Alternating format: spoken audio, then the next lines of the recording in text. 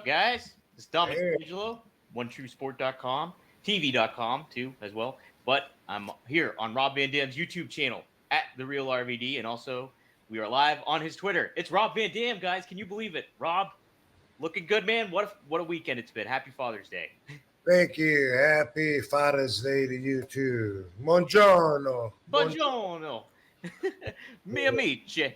We're live, and we got a good amount of people already in the chat, over 100 folks. People ready to tune in. Guys, Over 100. That's 3 digits, bro. man, I can't believe Insane. that. I don't think I can count that high even. Did you go? Are we on Twitter live too, or Yep. X live? I mean, We're on X Live. We're on your YouTube channel, and then we're on the One True Sport TV too. One True Sport. Yes, OneTrueSportTV.com. I gotta get used to saying that. I wonder how long we can call it Twitter till we're behind times. You know, it's like at New Year's, you always forget you're allowed till like February to keep writing the wrong year at the end of your paperwork and shit. Or I tend to wish people a happy New Year, like at least maybe a month after it's over. I think. Yeah, yeah. I like to keep that going. Dude, it's a good feel kind of greeting to somebody. You know, you just see him. Hey, Happy New Year. It's like you're really saying, man, I'm wishing you a lot of enjoyment at this time in your life, man. Yeah, it's really a good thing to have to say to somebody. Very neighborly. It is very neighborly. Very communal. I like it. Hey guys, we're trying to be communal here too. So if you guys have a question, want to ask RVD, pop it here in the chat. If you really definitely want it answered, use the super chat. That helps out both of us on the show and everything like that in our networks. So feel free to chime in. We always have a good time doing that, and sometimes that really directs where the show's going. I do typically have some notes, but usually I let you guys lead the way and all that kind of stuff. So. Cool. All about the fans. Fans. I like to give the fans control. Remember, I said that when I break some really big news in the next couple of weeks. Ooh. Oh boy. Man, there's a teaser, guys. There. Yes, sir. Holy cats. How about that? So I'm not saying it's really, really big, but it's really, really fucking big. Okay. Sweet. I like that. Hey, speaking of big, we were talking right before we started recording. We mentioned about like vascularity and stuff like that, and you mentioned how bodybuilders carb up and everything like that. I know there's a contingency of wrestlers that try to get into bodybuilding and stuff like that. Was that ever an interest to you to do something like a competition or anything? No, I don't think so. I don't think I ever saw me doing that. You know, I did used to read Muscle and Fitness magazine when I was in high school and got a lot of tips and learned a lot about working out and just the whole lifestyle. And so there's definitely a lot of crossover appeal, but I never personally thought about, I also don't think, I never thought about even learning like what all it entails, because those guys that compete in bodybuilding, like it'd be great to know that much stuff, but I must not have that much interest that high on my priority list, or else I would know all that stuff. And the more you know, the better you are ahead. And those guys are scientists, you know, like they know exactly what they're eating and how their body breaks it down and how to even manipulate the receptors in their body so that it receives more of what they want. You know, usually in the end is protein synthesis for the muscles, but there's so much you can do to even prime your own body to receive, you know, what you put into it. And man, it's not just training. It's obviously it's diet. It's like complete lifestyle. But I never did. I never saw me as doing that role. No, I was surprised when I went to the Mr. Olympia last year or the year before. Yeah, I was surprised at what crossover appeal there was. Like there was almost everything that was for me in my world. I mean, it wasn't just about people posing, which I don't really know how to pose. Never really been.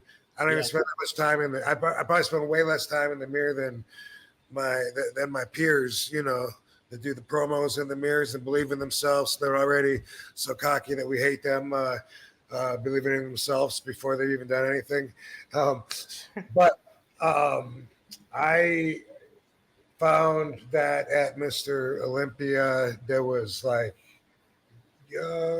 was a lot of kratom, and there was protein, and there was workout clothes, and there was tanning stuff, and there was just like so much there that I was like walking around with the bag getting all these samples like, whoa, I didn't even realize how much this is my world, because that's how much different I think of in the bodybuilding competitive world, Yeah. It was pretty. So the gym I go to in Pittsburgh, they have just a couple weeks ago they had like a big bodybuilding competition there, and some like world-renowned bodybuilders were actually hanging out in the gym, and they were like doing photo shoots and stuff like that. And it's really takes commitment to kind of do that kind of stuff and be on top of all that, and like you could see it in their bodies. It's like unbelievable how different they look inside the gym. It's amazing. They can like do a pose down in the mirror a few weeks before or whatever and be like, okay, my rear delts are a little bit behind, they're asymmetric with the rest of my development. I need to spend more time and bring those out, and then I'll be perfect. And then boom, actually be able to achieve that result. It's crazy. I did used to want to power lift though when I first started lifting. Okay, did you? Yeah, I never entered a contest, but there used to always be posters, whether it was a bench press contest test or powerlifting, and I was always interested. And Tom, my mentor that introduced me to Sheik and that also taught me how to lift weights, he was a power lifter. He's got a house full of trophies because he's really strong, 315 pounds, and or he was 315. He was a big dude. And what was he benching? I don't know, in the sixes anyway. But anyway, a lot of trophies. And when I did the Van Dam lift, that was actually officiated by an actual powerlifting organization that was there to watch it and document it. But yeah, learning from him, and I was always a lot stronger than I looked. Yeah. Well, dude, like we talked about this before, like your legs and stuff like that is like where a whole lot of your strength is at. And like you got big legs, and that's why I asked the one time if you played hockey before, because I know a lot of hockey players have that kind of stuff. And so yeah, I bet you would have fit right in the groove of powerlifting along the way. Tom taught me how to squat, and I remember early on he said, "Man, you must just be." He was watching my form, and he said, "Man, you must just be built to squat because that you have perfect form. Yeah, you got the perfect squat. Like the first time I was doing a few reps in like this, and I was like, sweet, let's throw some weight on there." Yeah. Sheik never told you had to do the leg things like he told you. No, he didn't. Do the leg things. Yeah. Maybe do some more. Right. That's funny. Now, Tom, he was the see you guy, right? See you. Yeah, and it's funny you bring that up because I've now noticed after talking about this last week, I still do that so many times throughout the week. Like with certain people that I'm talking to, I end up, all right, dude. All right, man. I'll talk at you then. All right. Soup. And I'm like, damn, I did it again. That's great. I didn't even realize it. I was with my family because my mom turned 84 the other day. Happy 84th birthday, Mama. She's not watching the show, but maybe she'll feel the vibes. Yeah. But I was talking, telling some kind of a story, and then when I stopped, like my sisters were staring at me, and she's like, "Don't get mad at me." And she said, "I'm just not used to you saying GD so openly before." I said, "GD? I didn't." She said, "Yeah, you did." Like, what are you talking about? I don't even know what I said that made it even sound like that. She said, "What did you say before Dam?" I'm like, "Van." And then my mom said, I heard you too. And then Katie's like, "Yeah, we all heard you say it." And I'm like, "Really?" And I was thinking about it, and I was telling my story, and I'm like, "Oh yeah, I guess I did. I guess I've adopted that into my vocabulary and didn't even realize it." But that's my way to express frustration when I talk about spilling something over. I'm telling a story, and it went everywhere, and I was like, "God damn it!" Like I don't even notice that I say that. And Yeah, it kind of gets embedded a little bit. I know. yeah, My mom's super religious too. She's Catholic, and so I try to watch it. You like this that because my mom said, but that's using his name in vain. I said, I love veins. I'm always trying to get more vascular. Look at these. Look it, I got vascularity. God appreciates it. It got a pop in the living room. Nice. That's awesome. What were you saying about your mom before I so rudely interrupted you? Oh, that's okay. No, she's like Catholic and stuff like that, and I'm still kind of Catholic and everything like that. So I try to watch it sometimes, but I just say it and it's like, oh, I'll just try to be mindful next time. I'm sure it just happens. I can't say I'm not saying Van Dam. She knows that much. Man, damn it. Gee whiz. Yeah, I'm okay with swearing. I think people should know that. That's part of my non-conformity is censorship is ridiculous to me. Yes, swearing is therapeutic. I think I try to watch what I say sometimes, but more often than not, I'll swear. Well, the thing is, from my perspective, is that we give the power to the words. It's not like it's not like a book from heaven came down or came to us and said, okay, these words, okay, if you're describing that, it's okay to that thing that just came out of that dinosaur / buffalo / chipmunk, whatever. If you want to describe that, like humans are brand new, right? Yeah. If you call it poop, cool. Doo-doo, no one's got a problem with that. But if you call it shit, wait, how do you say that? Shit, like that, then we're all going to be offended. Right. Then that's when you get upset. Does that make sense? I mean, we give the words their power, choose to be offended by them, and then hold that power in reservation so we can use it, like you said, to relieve stress or for someone to really make a point.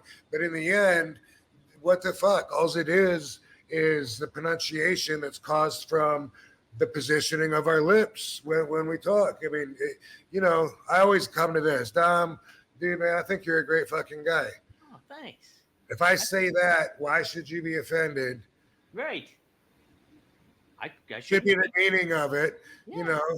But if I say, you know what, you can suck a wiener next time I see you, I'm gonna smack you across your face. That I think should come across a little more abrasively than being like, you know what, fuck, dude, he's a good shit, right? Yeah. And even adding the swear word into it makes more emphasis on it. So you even mean it a little bit more, like, you know what I mean? So it's like, hey, you're a fucking great guy. And again, you're a great guy, Rob. Yeah. That's the power we give to it. You know what I mean? And hey, let's go to the N word. We give that so much power that it's courteous to just know that that's going to offend so many people. It's much better to not even say it. And that's with a whole bunch of history behind it and how it was used to, make an entire whole race of people feel or appear to be inferior. Just everything about that. And still, I could argue that, that you could say the word and still be a good person or not mean it offensively. But it's much better to not even fuck with that. But for most people, they feel like that about all words. Katie's always like there's kids in the elevator. And I'm like, oh, fuck, I'm sorry. You know, Oh, shit. I didn't mean to say yeah, that. Shit, sorry, buddy. they're in public, right? Yeah. But I mean, I don't do that on purpose to offend anybody. If I'm at a school, in elementary school or something, I'm going to be on my best behavior. But that's because I know how it's perceived, because I know how other people will be offended, not because I will mean anything differently than if I choose other words to describe the exact same thing that I want to say. Right. Yeah, it's I find it therapeutic. I know people yeah, it's such a weird kind of censorship thing that's got indoctrinated into us to be like, okay, this is faux pas. Because I mean, and how about when people replace it? What?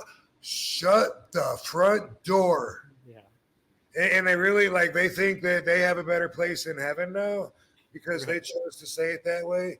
Because you know the words don't even mean the same. You know, in different languages. You know, like in England, they call a vagina a fanny. You know, and so us wrestlers have learned a long time ago how much they think the fanny pack is a funny thing for us to call it that because it means something completely different there. Yeah. You know? Mm-hmm. It's just the way, like I said, that we're positioning our lips and our tongue and our teeth when we say things. That's what makes a difference between fucking truck, not the intention. So it's really strange to me that censorship is it comes from a place that a perspective that's considered intelligent, because I feel like it's inconsistent with intelligence unless it has a meaning that I don't understand. You know, like I don't know.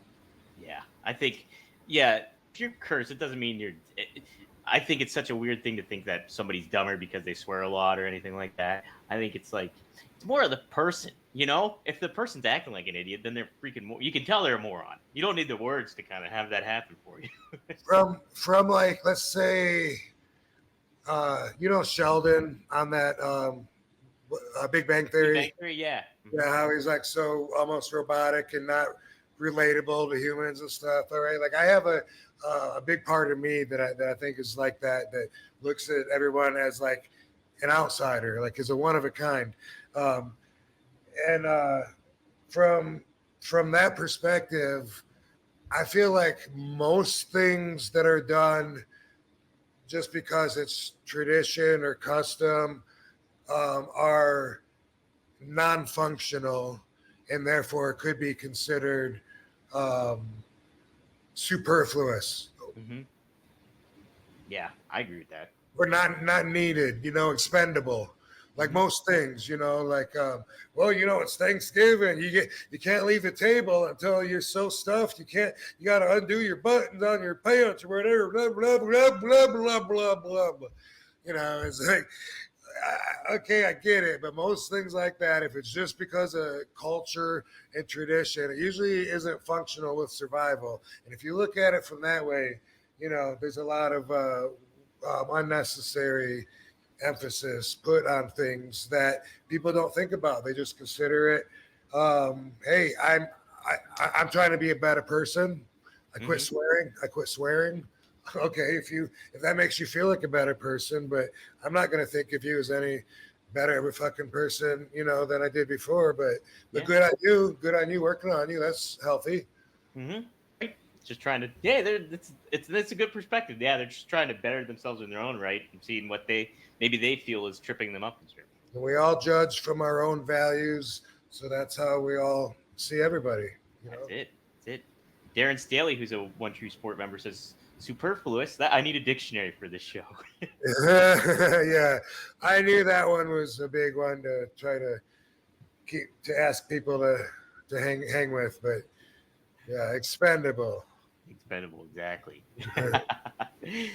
Well, guys, if you have some questions, I start a few of them. We have a super chat here. Let's see what this one said. Oh, here we go.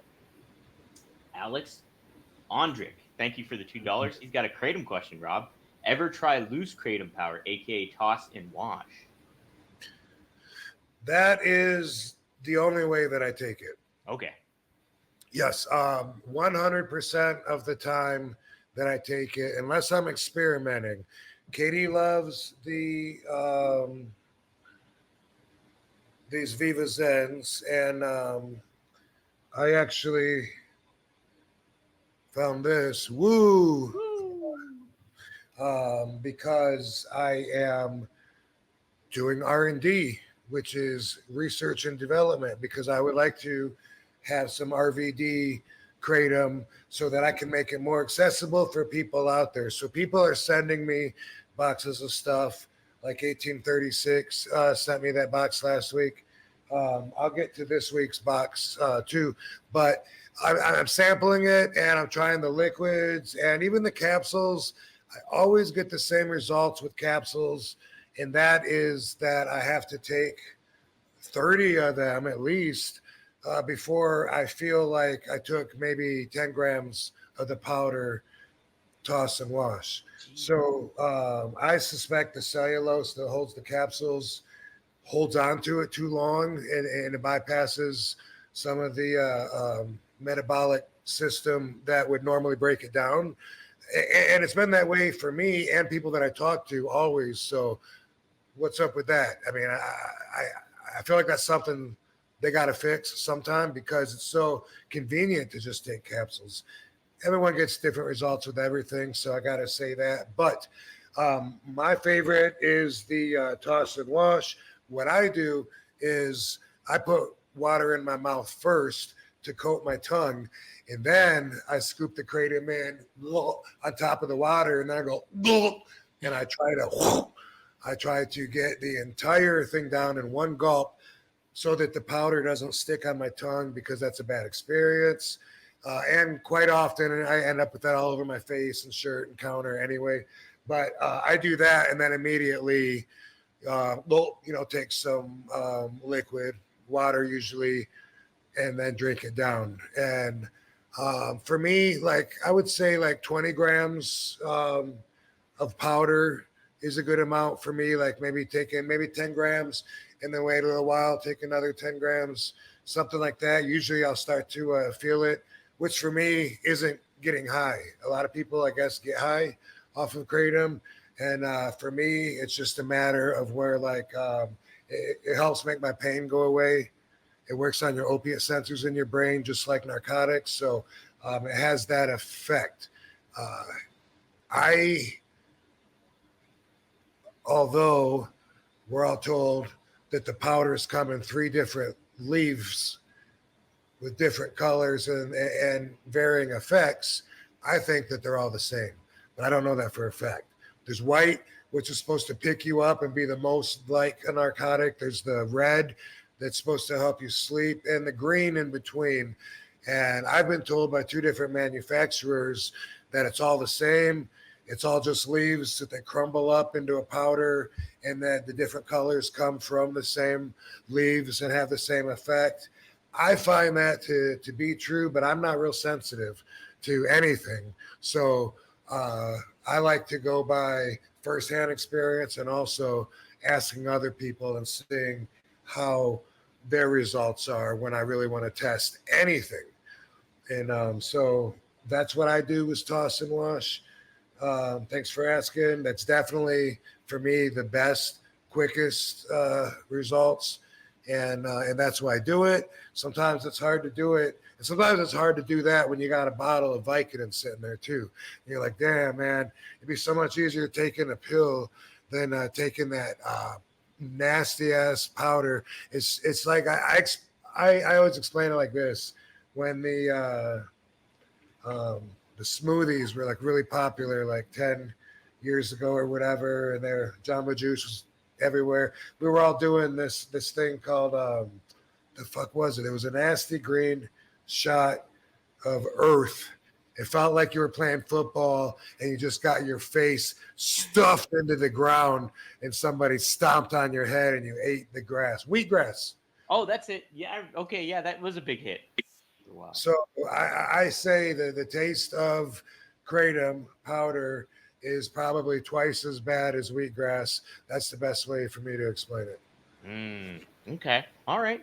Yeah, we got a lot of chat here going on about kratom. Darren Staley, who I believe is running for some, I think he's running for senator in North Carolina. Says the legislature in North Carolina has a bill under consideration to criminalize. He meant criminalize Creighton. Okay, see, where you going?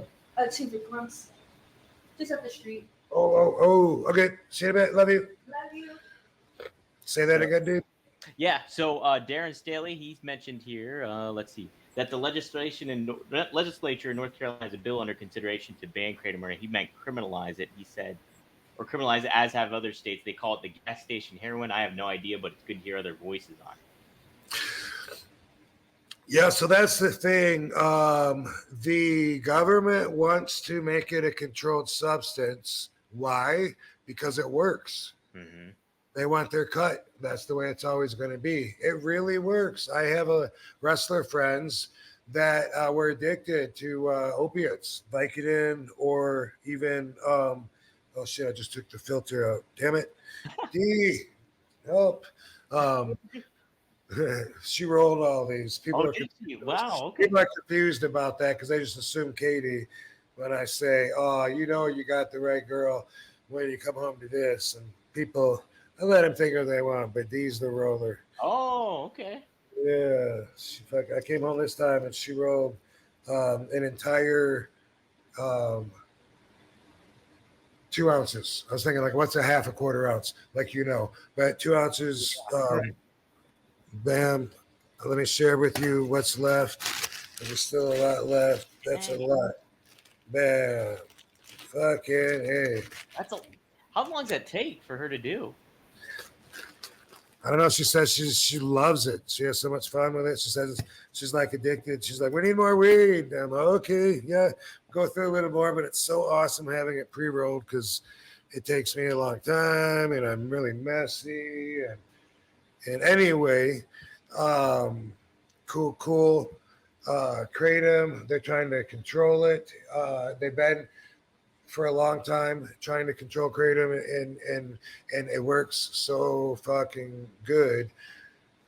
They gotta, and it's available in gummies, which yeah, by the way, people love gummies, so that's something I should get for RVD kratom as well, besides the powders, gummies, because usually there's some sugar, 5 grams of sugar or so with a gummy, not always though.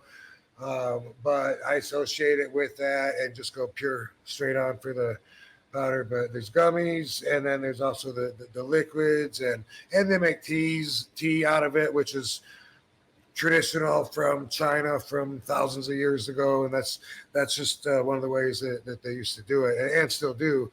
But you can't get it everywhere, and so like when I travel, I would also look ahead sometimes, be like, is kratom legal in Tennessee or illegal?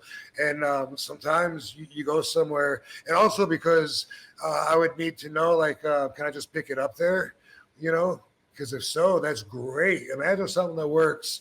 I'm not saying it's as strong as like a fucking 10 milligram Vicodin, but everyone gets different reaction, and like I said, I don't even get high off of it, but taking enough of it, experiment, find out what's the right amount for you to take, and you can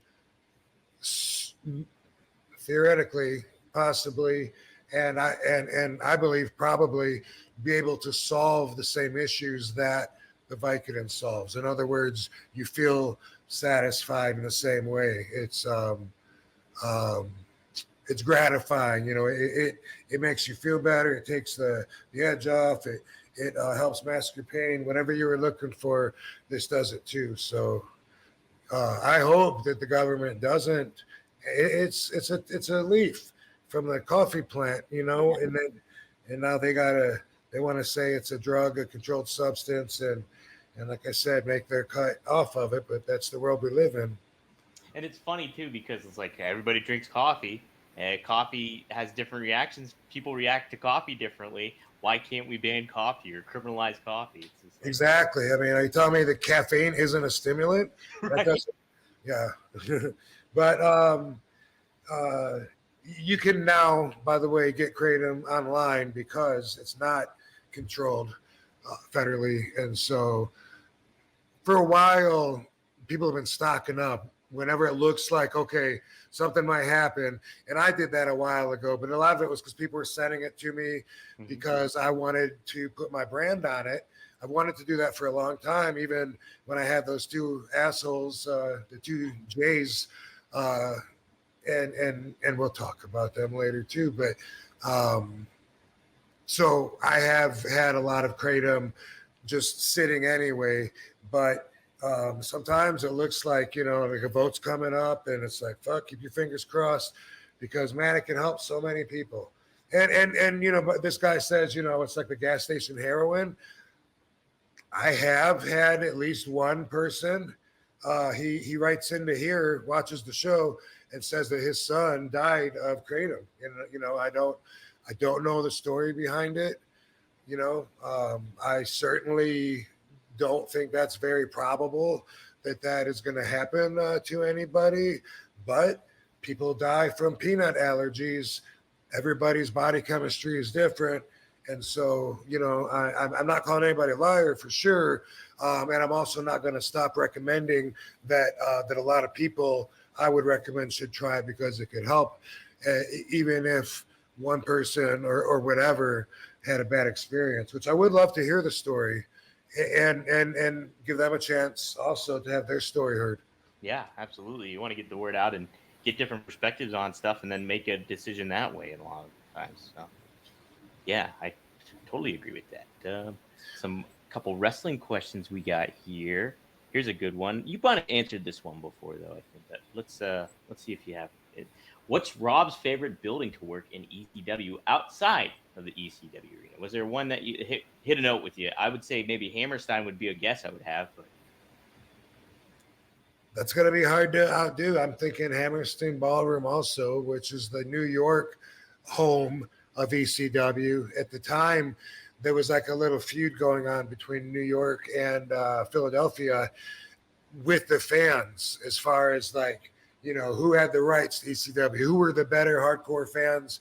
And New York wanted ECW to move their home base there. And the Hammerstein Ballroom was our base in New York at that time. And they would take bus rides from Philly and bus the fans up there to the New York shows. And vice versa. And so it was something really cool going on. And so it had that kind of an atmosphere because we had really important shows there. I don't know if we ever did any unimportant house shows there. Maybe it was always pay-per-view. But for that reason, I liked being there because of that atmosphere. Coming into ECW, also in New York, I liked the Elks Lodge in Queens. That was part of breaking my cherry, introducing me to this whole world, the music, the blood, the adult themed wrestling, the violence, the titties. Thinking of the girls in Queens holding their shirts up in the crowds, what I'm thinking of. But that was awesome. Lots of good memories from there. It was cool. Well, I did it once, but it's pretty cool. We did the Olympic Auditorium in Los Angeles. Very historical building and a nice arena. I always liked it when they were nicer. That never changed throughout my career. I got some heat for saying Madison Square Garden had some shitty dressing rooms, so I wasn't excited about being there. Yeah, all of our bags are crowded in on each other. There's no room for two people to get dressed at the same time in the dressing room, and it was the shits. One toilet, someone already's pissed all over it before the show even starts. That's how I remember the buildings. So for me, when we were somewhere, even if it was like the Manta Ray Civic Center, sweet Civic Center, boom, that sounds awesome. Yeah. I remember the story you told about Jim Thorpe, that arena, and the porch almost collapsing, or you were fearing it. Yeah, almost fell off the hill, off the fucking hill. Yeah. What a shit! Yeah, what a shitty. That was one of the worst dressing rooms. There was no lights in there. It was so dark, and it's outside. because it's a porch that hangs out over the cliff, and it's outside of the bar with like a tent material, canvas or something over it, and it was just this shit. It was wet. The carpet was soaked from rain. Yeah, and with WWE, I did expect more. I know RVDology says don't have expectations. All they'll do is set you up for disappointment. But you would think that with a higher budget and everything that goes along with that, that they would take care of the boys more. Not necessarily so. I always felt like we were just, I don't know, we were just animals, and the guys on top were the meat peddlers. You know, I've used that expression a lot, but that is really what it felt like, to have all of us all in sometimes the showers don't even have warm water. Like, what? Somebody couldn't have checked that before we got here? They didn't give a shit. Sometimes it felt like they didn't care about the talent at all. We were just the gladiators. They were going out there to fucking kill ourselves and be stupid. And then the McMeat handlers on top, you know, just made the money. They made the meat peddlers. The meat peddlers. I'd never heard that term before you said it. It's a way that I use it to describe a very degrading perspective of oneself in the importance and in the brutality and everything of what we do and what it means. And we're animals. We're all dirty. You know, just throw us a fucking pig down on our cold cement floor. We'll fight for it to eat. Sometimes that's how it felt. Oh, they don't need silverware. Fuck them, you know. And then you know, dress us up and give us an outstanding 5-star image to the public. You know what I mean? It felt like that a lot. Yeah. Seth chimed in $5. Thanks, Seth. Elks Lodge. Always, bro. He's our man. He's always he can't out, do man. it. Hopefully someone can. Yeah, right. That's our song, dude. All right, go ahead. All right. Elks Lodge felt most underground and extreme. Poughkeepsie was big and loud and fun too, he says. Poughkeepsie. Yeah, I enjoyed Poughkeepsie. You know, not necessarily the dressing room so much. You went downstairs and there was a few rooms you had to pick, like who you're going to be crowded in with, you know, and fit in there. And it wasn't like tables and chairs and shit like that. You know, it was, there was in the main opening room, if you wanted to dress in the main room where all the girls and everyone is socializing and whatever, but you don't. You go into the rooms and change, or you go into the bathroom actually there and change your stuff that you don't want to show the girls or what, you know, it was like that. So when I think about that, but also I would smoke downstairs and walk around to the other side, and thinking back, like it was so careless to not think that everyone was going to smell the smoke, because basically I was on the same floor in just basically on the other side of the steps, and I would smoke down there. And like Dreamer or somebody would come down and say, "Hey, you know, you can't smoke here. It's everybody smells it. You know, you're gonna get us kicked out of the building." And I'd be like, "Fuck, we got the door open. What do they expect?" And so many times when I look back, like I was so clueless and careless. Sometimes you don't think about that stuff, though. I know there's a lot of different things I do that with, too. No excuses, dude. I could write a book for it. I think about when we were in Thailand doing Black Mass 2, and we were told that the penalty for marijuana is death. Did that scare us? Fuck no. We were like, cool, let's score. And Andrew Bernarski, do you know who that is? No, I don't. Andrew Bernarski's an actor. He fucked around with wrestling for a little bit. He's been in like everything, and he's most known for his football movies. Big meathead. He played the big roided out football player in every movie back then. The Program, Any Given Sunday, and was it The Rookie or something with an R where they lay down in the road on that movie? Placements? Was that Maybe. He was in all of those, but in Any Given Sunday, you know, he's like, rah! He's that guy that he's got his shit, so he goes in the stall even though someone's already in there. Oh, I know. Yeah. He's like, that's Andy Bernarski. He and I were the only ones that smoked marijuana. We were so thoughtless and careless that on the set, even like all the dress, certain sets, certain locations, all the actors had to dress in one trailer. And we would go in there, we would smoke it out, and the other actors would be like, "Do you have to do that in here?" And I would just be like, "Well, it's too fucking hot outside, man." And they're like, "You can't just go outside for a few minutes and smoke. We don't want to smell all that." And I was like, "Fuck no, man! I need the air conditioner." And I really, looking back at, like, I really didn't give a fuck, and really didn't even think that all the way through about how inconsiderate that was. I didn't give a fuck. Yeah. Crazy.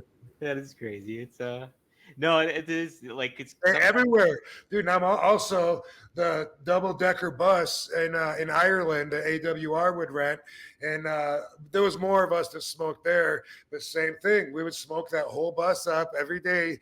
You know, as soon as we get on the bus, we're upstairs, and the smoke's going to make its way everywhere. And then there'd be certain guys what's his name? Shoot, now I'm stuck on this dude. This guy is Joey. He never wrestled in the States or never made it as a star in the States, but he's very well known on the European UK tour. Joey something. He's like an Al Snow kind of looking dude. Oh,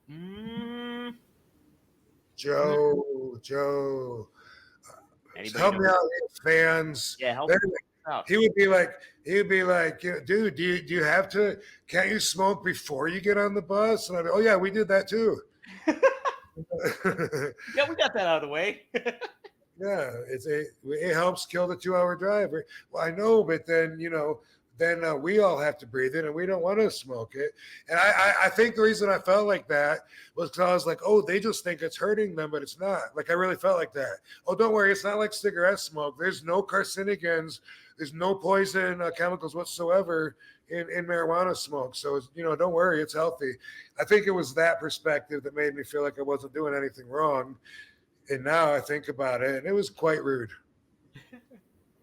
But you always say too, it's like you learn as you get older, and that helps. Yeah, that's one of the things I noticed. I used to do that all the time and be careless, but that's how. Like, I remember before I smoked, when Sabu and Judge Dredd would roll the windows up and try and smoke me and Dango out, and we're in the back seat, said, "Open up, it's not funny." They'd be laughing their asses off, blowing it at us. Stop it. But we did think it was killing us. No, did you really? Yeah. Wow. That's what we were taught. This episode is sponsored by Blue Chew. Let's talk about sex, guys. Remember the days when you were always ready to go? Now you can increase your performance and get the extra confidence in bed. Listen up, BlueChew.com. Blue Chew is a unique online service that delivers the same active ingredients as Viagra, Cialis, and Levitra, but in chewable tablets and at a fraction of the cost. You can take them anytime, day or night, so you can plan ahead or be ready whenever an opportunity arises. The process is simple. Sign up at BlueChew.com, consult with one of their licensed medical providers, and once you're approved, you receive prescription within days. The best part, it's all done online, so no visits to the doctor's office, no awkward conversations, and no waiting in the line at the pharmacy. Blue Chew tablets are made in the USA and prepared and shipped direct to your door in a discreet package. They always say first impressions are important. What about lasting impressions? Blue Chew wants to help you have better sex. Discover your options at BlueChew.com. Chew it and do it. And we've got a special deal for our listeners. Try Blue Chew free when you use our promo code RVD at checkout. Just pay $5 shipping. That's BlueChew.com, promo code RVD to receive your first month free. Visit Blue Chew for more details and important safety information. And we, RVD and I, thank Blue Chew for sponsoring the podcast. The Reefer Madness. Did you watch that when you were younger? Reefer Madness? What do you mean when I was younger? Like when you were a kid, like before you really started smoking or anything like that. No, I never saw it before I was smoking. And the movie, Okay. was used like in 1937 as a campaign. So I wasn't around then when it was making its first rounds. But there's a very, very funny musical remake of it Yeah.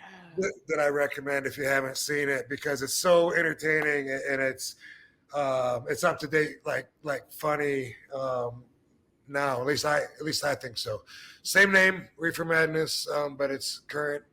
Current meaning maybe 15 years ago. I don't know. Hey, while we're on the subject, though, let me say thank you to Raw Papers, because they sent me a box of goodies, and I love fucking Raw. If you don't know, these guys are they're unbleached, right? So that's the thing about them is I don't know when I started smoking Raw. Long time ago, 10 years ago, 15, who knows? But I got so spoiled that when somebody has white paper, like the old fashioned shit, zigzag, something like that, it tastes so bad. It tastes like burning paper. And with Raw, they're thin, they're non-bleached, and then you don't have the chemicals of them. So when I got the RVD rolling papers, that's what I went for, was the exact same thing. They're basically they mimic raw papers. They might be the same papers in a different shell. I don't know if we get them from the same distributor. That's how it works. I found that out filling vending machines when I was a kid. Found out all the different coffee companies all got their coffee from Robert's Coffee and Foods, and they just packaged it differently and sold it for different prices. Same thing with sugar. They got it from Gala Sugar, etc.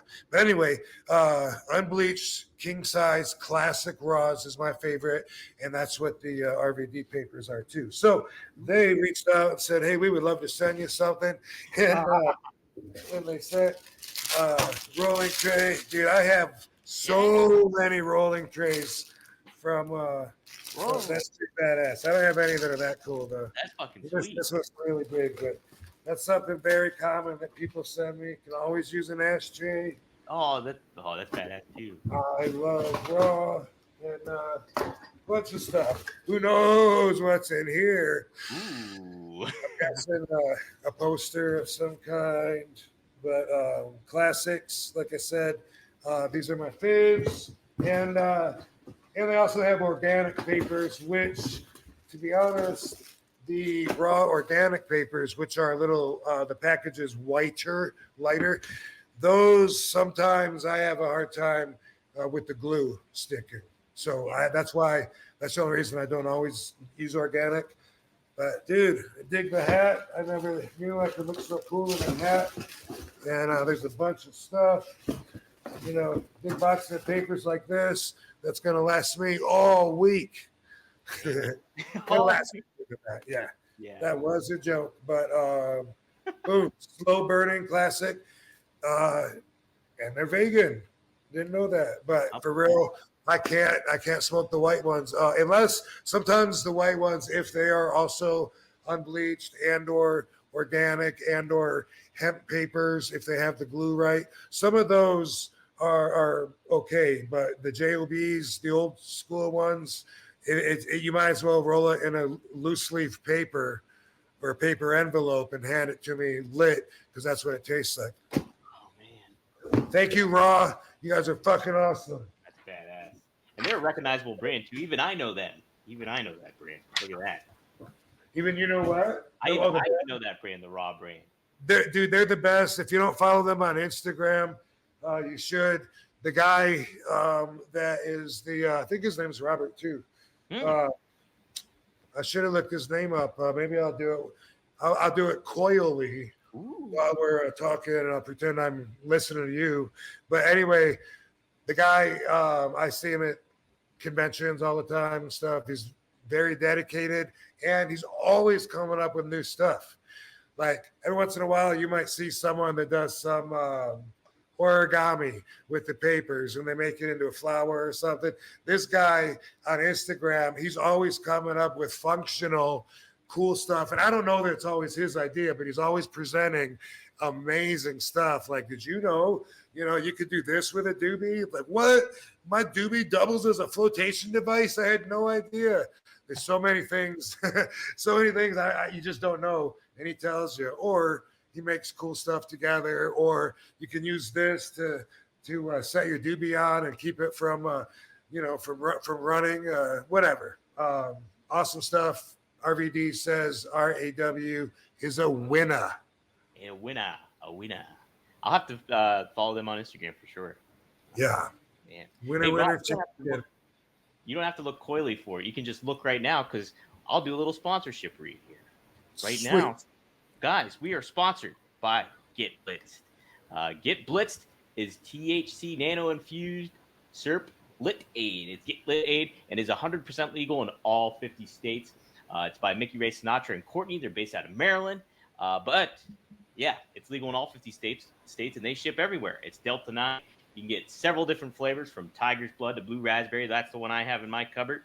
We also have Key Lime Pie, Pina Colada, and a cherry one, too. So just go to get-blitz.com and use promo code RVD. Get 15% off. That's get-blitz.com, promo code RVD. 15% off your whole order. And you can get like a package of them, or you can get them single by the bottle. But it's good stuff. It was a real smash hit during WrestleMania weekend. So give them a try, guys. Thanks, Mickey Ray and Courtney. So, there you go. Cool. The guy that owns Raw is Josh Esselman. No, Kesselman. Sorry. Josh Kesselman. Yeah, not Rob at all, but cool dude. And man, he blows my mind like at least once a week with some of the stuff that he posts, and just really cool stuff, functional stuff that's easy to do that can help improve the game. That's it, man. That's it. Ooh. Hey, we got some more super chats here. Here's a good one. We'll get Eddie. So Eddie Prather, he's a member at OneTrueSport.com. You guys can sign up at OneTrueSportTV.com. He asks, Eddie, we talked about this plenty of times and Rob shared some stuff, but thanks for the $2. He says, Rob, any stories from your short time in WCW? Is there any ones that kind of stand out to you that really that was an interesting time for you for sure? It was. So I went to WCW in December of '92 and had a tryout match, but really, I think I pretty much had the job anyway. And Ron Slinker was friends with Bill Watts, who was the boss there. And Ron Slinker's the guy that gave me the name Rob Van Dam. He's the guy that he was Tex Slassinger's mom's husband. Really? Yes. So that's Midian, guys, if you didn't know who Tex Slash is. Yes. Yep, that's Midian. Good dude and funniest wrestler ever. He so funny. Legitimately, like always, just has me laughing with his intelligent sense of humor. And he went to WCW first, and Ron got him a job in WCW. And then it wasn't long afterwards that he was getting me in. I remember the girl that I was seeing at the time in Florida, she had seen Dennis Tex before she saw me. Mm-hmm. Oh. In fact, there was a little bit carelessness, rudeness on my part coming in and not realizing that they had something going on. And then, I was just young. I'm 21. 20, actually. I turned 21 during all this. But anyway, I just remember that when Ron was telling me, kid, I think I got you a meeting, in March up there in WCW. He goes, give me a couple more weeks. I'm going to get you in. And I remember telling her, and I remember her saying, I just feel like this is Dennis's time right now. And I remember her saying that, and I was like, yeah, because it was like a real local kind of feel down there in Tampa. You know what I mean? Like everyone went to the Sportatorium. It was a real small place. The local school and promoters and everybody all were, like friends, family, everyone in the business knew each other. Everyone was really excited for Tex, Dennis, Midian to be up there in WCW. And I did feel like I was kind of not raining on his parade, but kind of like stepping into his moments. Everyone was like, oh, that's so cool, man. Good for him. Because, we all wanted to be stars and be on TV and whatever. But I wasn't going to tell the guy, no, I don't think you should bring me up now. Let Dennis get some more love first. And, you know what I mean? So I was just like, let's see what happens. Met Bill Watts. He didn't want to use the name Van Dam. He said, there's already a Van Dam. You should do something different. You don't want to get confused, have people confuse you with someone else, especially when you're trying to make a name for yourself. I was like, yeah, but man, I've already been in the magazine at least once. I got, 12 fans that know me as this. And Slinker said, I got it, Robbie V. Boom. I like it. It's still Van Dam. We're going by something different.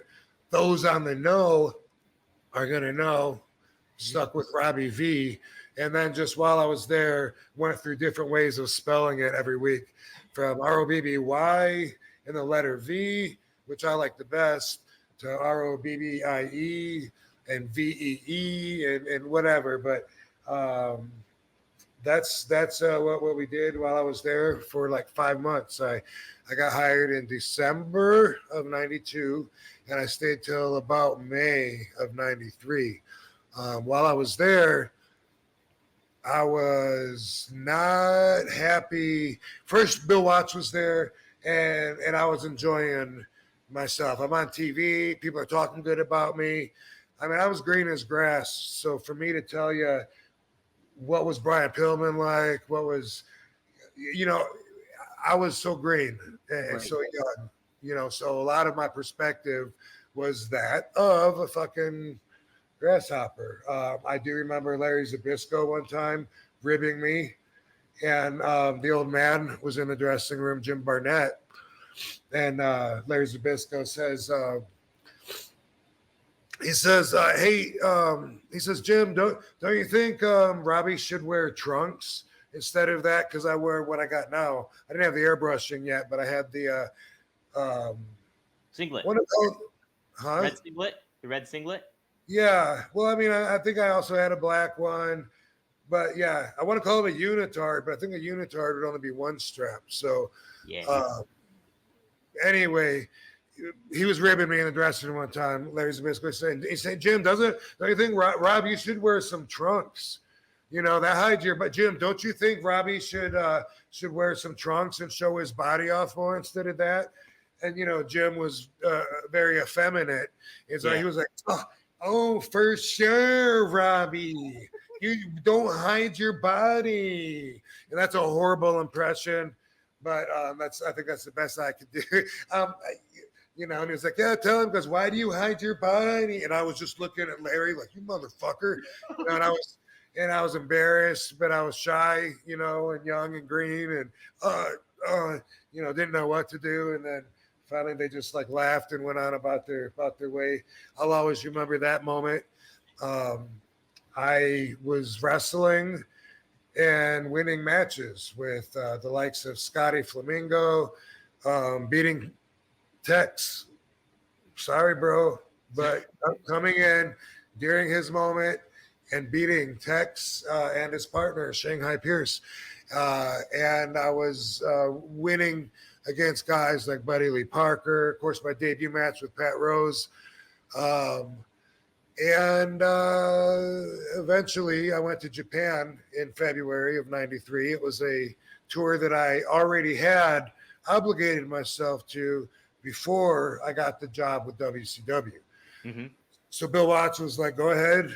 You know, our guys wrestle for New Japan, not All Japan. But you can do this one tour because you already had it booked, you know, and you boom, finish out your obligations. I went to Japan and got over huge. This was my first time in Japan. Got over. I knew I had a job there if I wanted that paid way more than what I was getting in WCW. Mm-hmm. Which was, by the way, in WCW, I was getting $150 a show. Mm-hmm. Except TV, they would dock you $50 for doing TV, so I'll get $100 for that. Holy shit! Yeah. So I'm working 3 or 4 times a week and making, you know, $450 to, you know, $500-600 somewhere in there. But then I'm chipping in for the rent-a-car, paying for the hotel, eating, you know. And so I wasn't really happy with the way that was going because I was making a lot more money before I went to WCW just doing indies. Being on the independent scene, I was cleaning up. I was getting paid more to wrestle. Plus, I was able to sell my own merchandise, which would at least double what I was making wrestling anyway. And at the time, I would sell 2 tables worth of shit. Not sell it all, but I had that much different merchandise. 2 tables worth of shit, different pictures of me, different sizes, 8x10s, 3x5s, keychains, practice ninja stars, little swords, WWE VHS tapes that I bought at the dollar store that I was pawning off here, foam nunchucks, T-shirts. I would have all this stuff, 2 tables of stuff, and I was cleaning up, making money besides getting paid to wrestle and sometimes getting part of the back end of the show too. But so wasn't happy in WCW. But what really sucked was when I came back from Japan, Bill Watts is no longer the booker. Now the man in charge is Ole Anderson. Mm-hmm. And Ole Anderson didn't like Robbie V as much as Bill Watts. So I went from having wins over guys like that to basically either getting squashed on TV or I was giving tryouts in dark matches for guys that were coming up from different parts of the world and stuff. So I was like, you know what? I don't want to stay here anymore. And I told Mike Graham that, who was the agent. And he said, well, let me see what I can do. And the next week he offered me like an extra $50 if I stayed. And the thing is, the whole time I had this feeling I wasn't going to want to stay. So I never signed the contract. Mm-hmm. I kept losing the contract, much like forgetting to bring the ECW television championship belt back to the shows. Same thing, you know, I'll have it next week. Sorry. Same kind of thing. I never did turn it in. So I was able to walk out and just quit WCW. And I still have the contract. Wow. Do you? Yeah. That's pretty sweet. Yeah. Man. And so I left, and immediately I was making more money. And then I was running shows with Greg Price where if there was a profit to be made from the show, I would get a piece of that, as well as all the merchandise, getting paid to wrestle, and getting sponsors from around town to help sponsor the show. And so I was doing really well back then. Then with Japan, I think they started me out at $2,000 a week, if I'm not mistaken. So that was a pretty big jump, and telling me, you know, you pick your dates, pretty much. That's how over I was with Baba. You know, we want you to come back. You know, please tell us when you're ready to come back. Wow, that's crazy. And I always just think that's really awesome too. Obviously, you being trained by Sheik is great and like such a cool tie to history. But like you work with Giant Baba is another neat aspect of the history of the business. It's like, I just love that kind of shit. I really liked them too. You know, it was a little intimidating, as far as like, you're talking to the boss man, not totally unlike, not unlike Vince McMahon, Mhm. but also I thought he was amazed at me because people weren't able to move like I was back then. People hadn't copied me yet.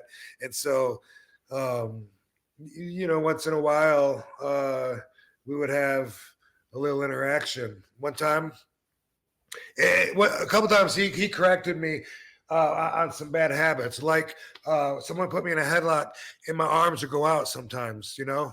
and that was something I saw people do. And it's so stupid, And he saw me do that one night. So the next day in the daytime, he called me up to the ring and told someone, put him in a headlock. And they put me in a headlock and my arms went out like that. Like I'm reaching out, and he's like, don't do that. That's stupid. It's a bad American habit. He didn't speak like that, but that was his message to me, right? Yeah. Another time, he thought he saw something in me and he wanted to call me out on it. So he called me into the ring, and then he called a young boy into the ring, Asako, was, I believe he wore the green trunks, and he whispered in Asako's ear to do something. And said, okay, just you wrestle or whatever. And we did. Asako took me and he threw me into the ropes, right?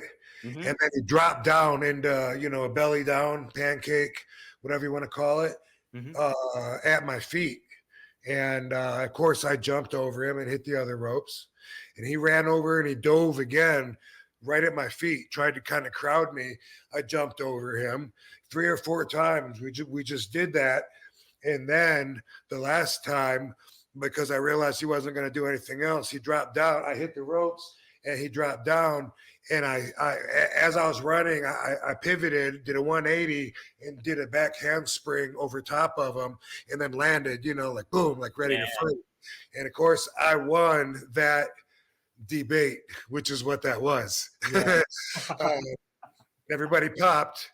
And what Baba wanted to show me was, and he told me through Dory Funk Jr., that when I run the ropes, I don't look at my opponent like everyone else does. That's true. I don't. I notice that all the time now.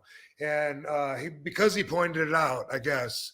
But also, I noticed, to me, I don't like the way people hit the ropes. Right. I don't like the way they look at their opponent and they just bounce their butt and they put their arms to the side and they bounce it and then they run into the person while they're looking straight at them.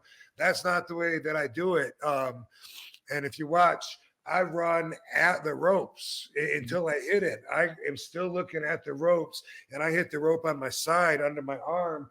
And as it slingshots me back, I spin and I turn, and then I'm able to feed more naturally than just looking at something and running into it like an idiot.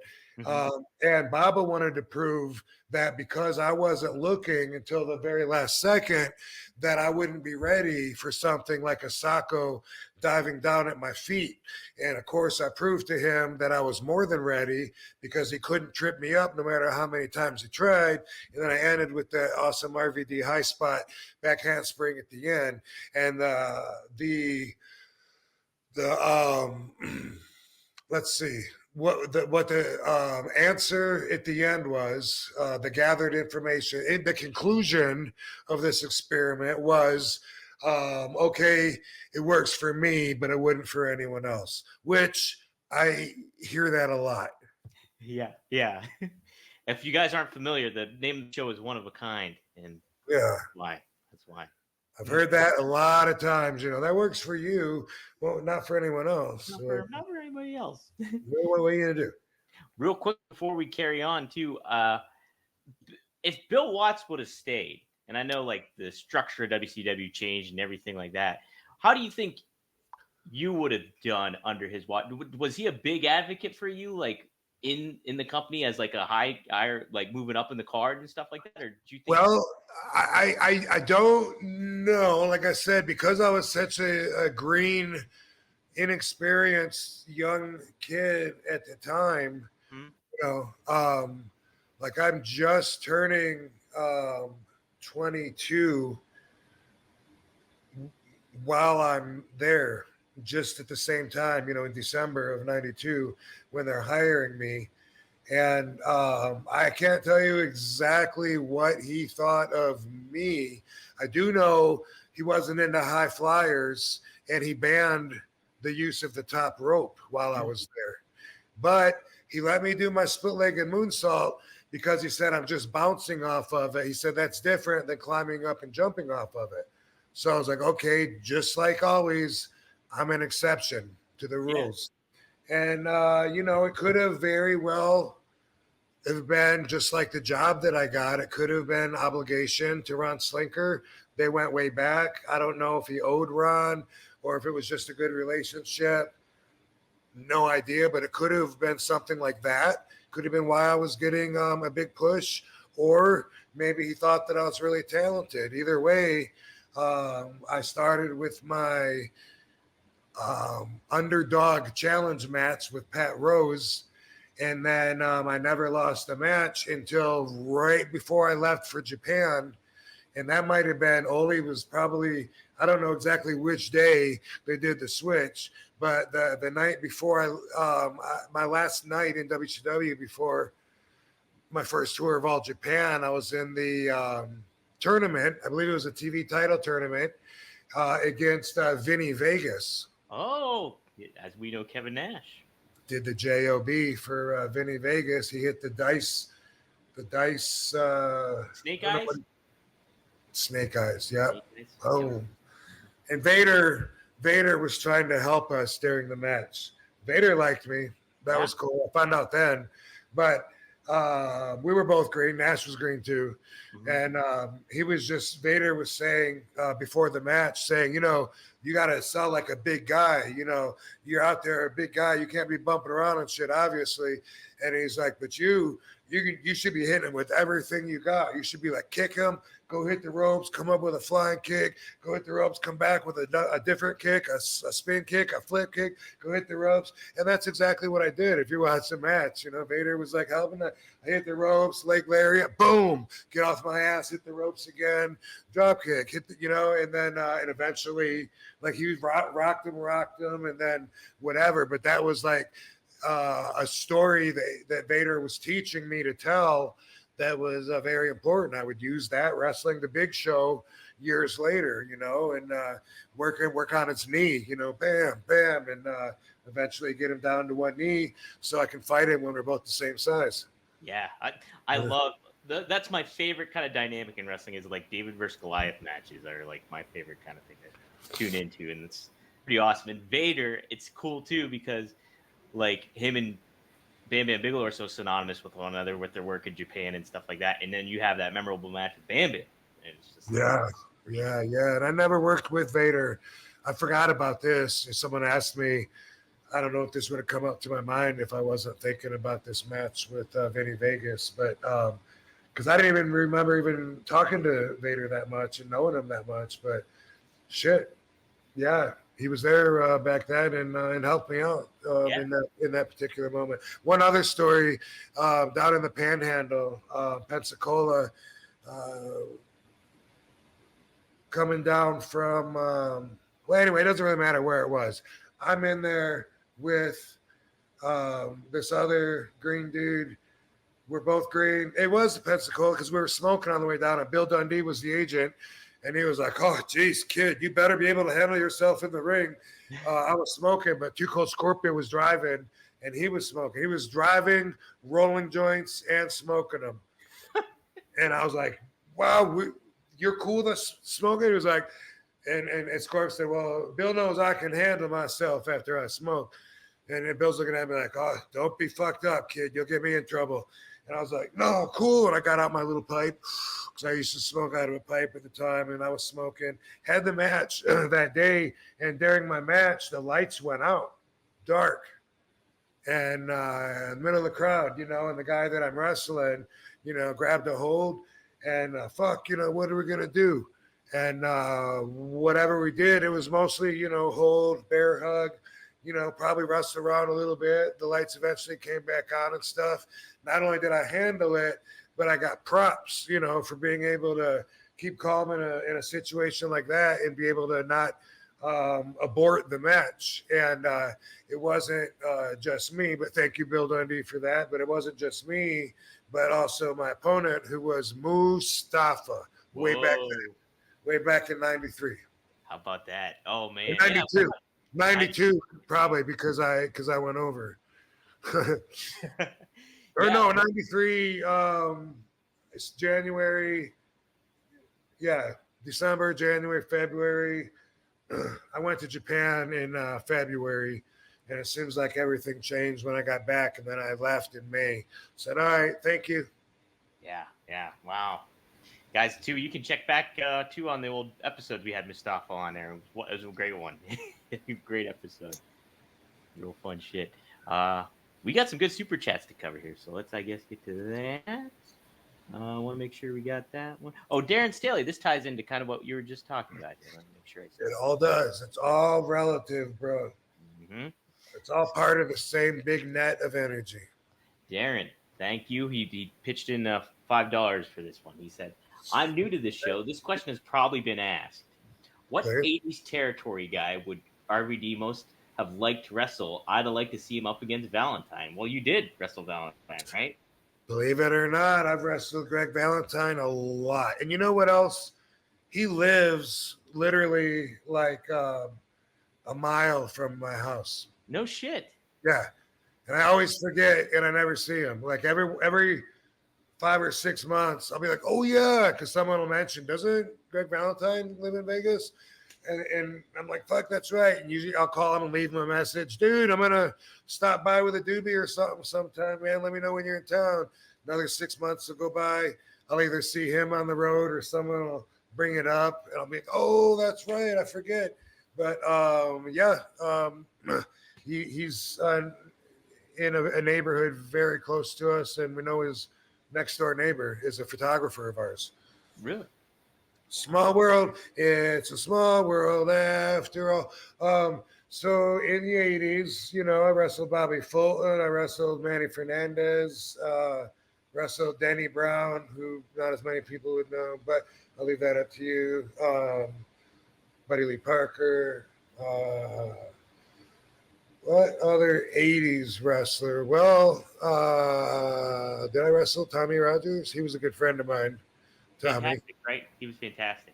Yeah, him and Tommy. Tommy and Bobby. Yep. Fulton. Yep. Fulton, yep. Yeah. Good dude, man. Sorry to lose him when he passed. He used to be my guy in Hawaii that I would always see when I'd be in Hawaii and loved hanging out with him.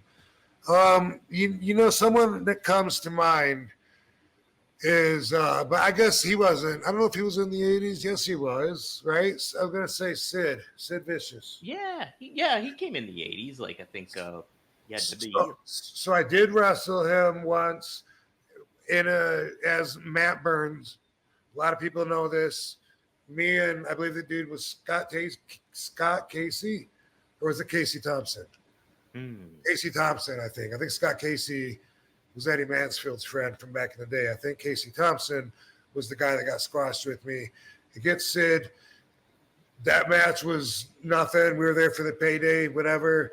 Not counting that, I was going to wrestle him in, I don't know if it was Paris, somewhere for AWR when we were over there. We had great tours over there in AWR. Sid was on a tour, and the first night in, he hurt himself. Clotheslined X-Pac, so stiff in the face that his whole bicep was blue. I don't know if it was torn or just bruised.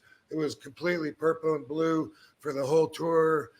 So he was babying it and stuff. He was supposed to wrestle me at the end of it, towards the end of it. I was really looking forward to that match at that time. Wow. He wasn't. He was like, man, I don't think I can do it, man. I don't know. I'm like, no, bro, trust me. It's going to be the best match you've ever had. I felt like that. I'm wrestling Bam Bam Bigelow not that long before One Man Gang, all these giants and stuff. And I really liked Sid as the monster of intensity that he was. And I was thinking, this is, and at that point I had that competitive spirit in me. that fight in me, that to where I just knew, bam, this was going to be a great match. And I was looking so forward to it, not even knowing what I was going to do. I just knew that about it. Our chemistry was going to be fantastic.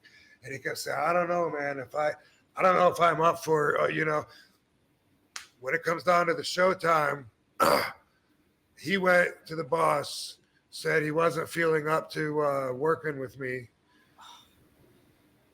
Got the match switched back to X-Pac.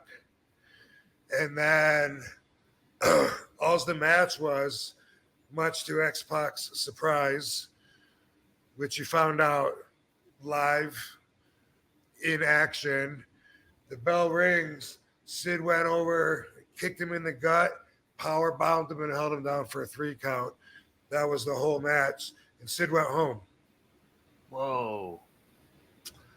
I'm not talking bad about Sid. I was just really going to take care of him. We were going to have a great match.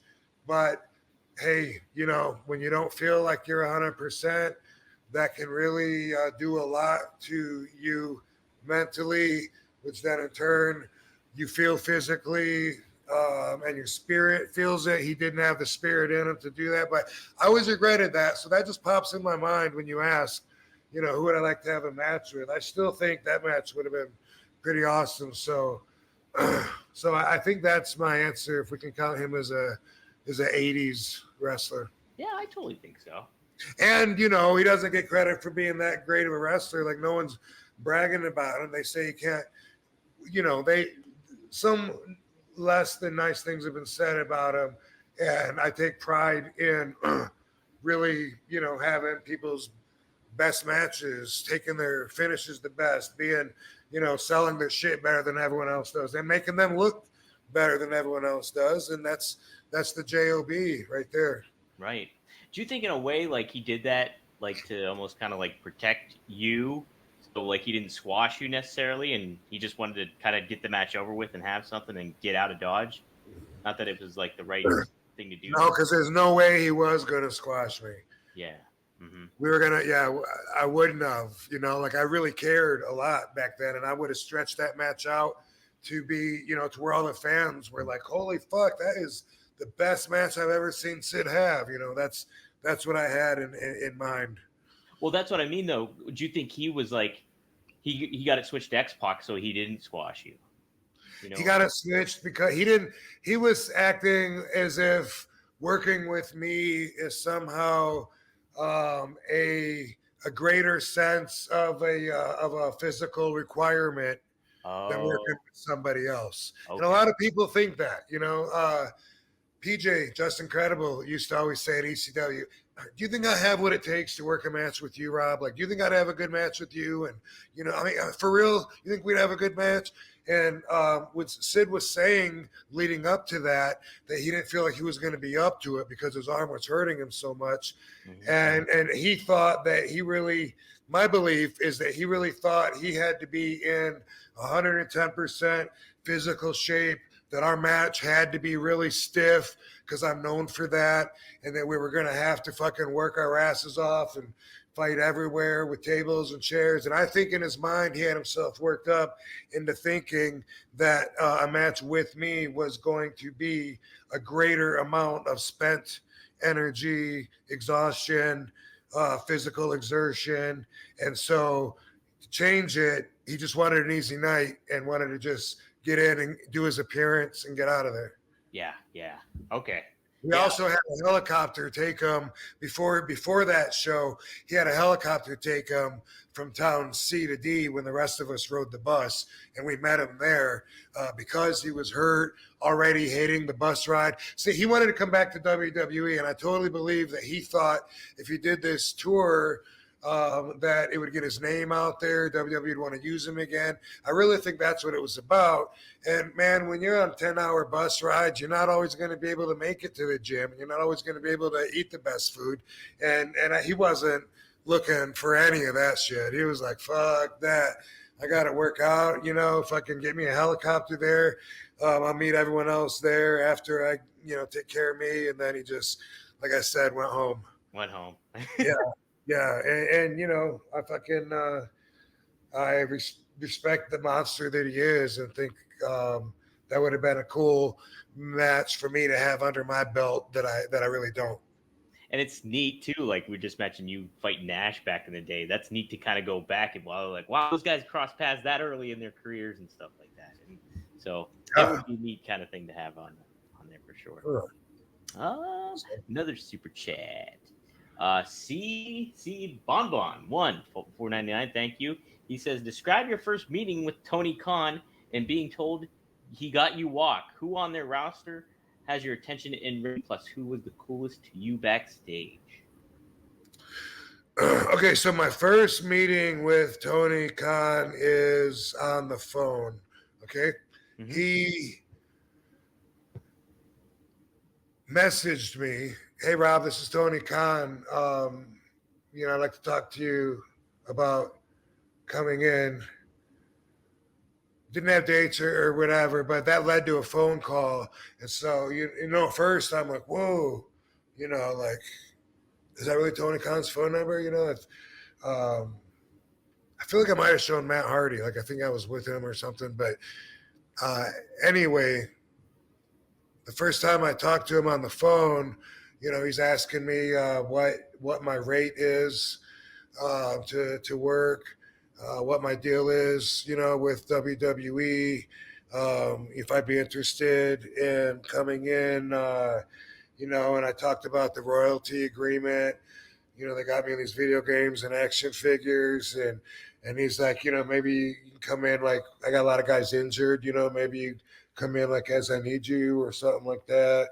I'm like, dude, let's talk, fucking A. And he said, I got this show coming up, I think September, and it's Grand Rapids.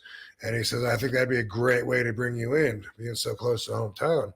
I'm like, fucking A, man, that sounds awesome. Yeah.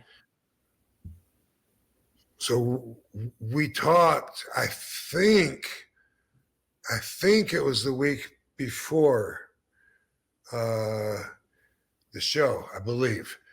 It was a pretty small window, and he's saying, yeah, well, I'll, he was kind of started talking like, kind of like a bird's flying away from a tree. It's getting further away. It was weird. Like here and then here and then. That's kind of how it felt like, because I'm like, all right, well, so, all right, yeah, Grand Rapids would be awesome. All right, yeah, well, all right, I'll talk to travel, sounds like, I'd like to be able to do that. I'm like, okay, so we're doing it? Yeah, I mean, I'll, let's, yeah. So is this happen? Should I count on? And he said, yeah, let's kind of count on this happening, and we'll, I'll talk to travel, and we'll get back to you and confirm everything up. And I'm like, so it's not confirmed.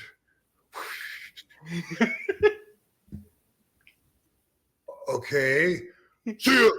Didn't hear from him again. The show happened. Months went by, and I thought it was funny. WWE did a similar thing to me. Like, oh,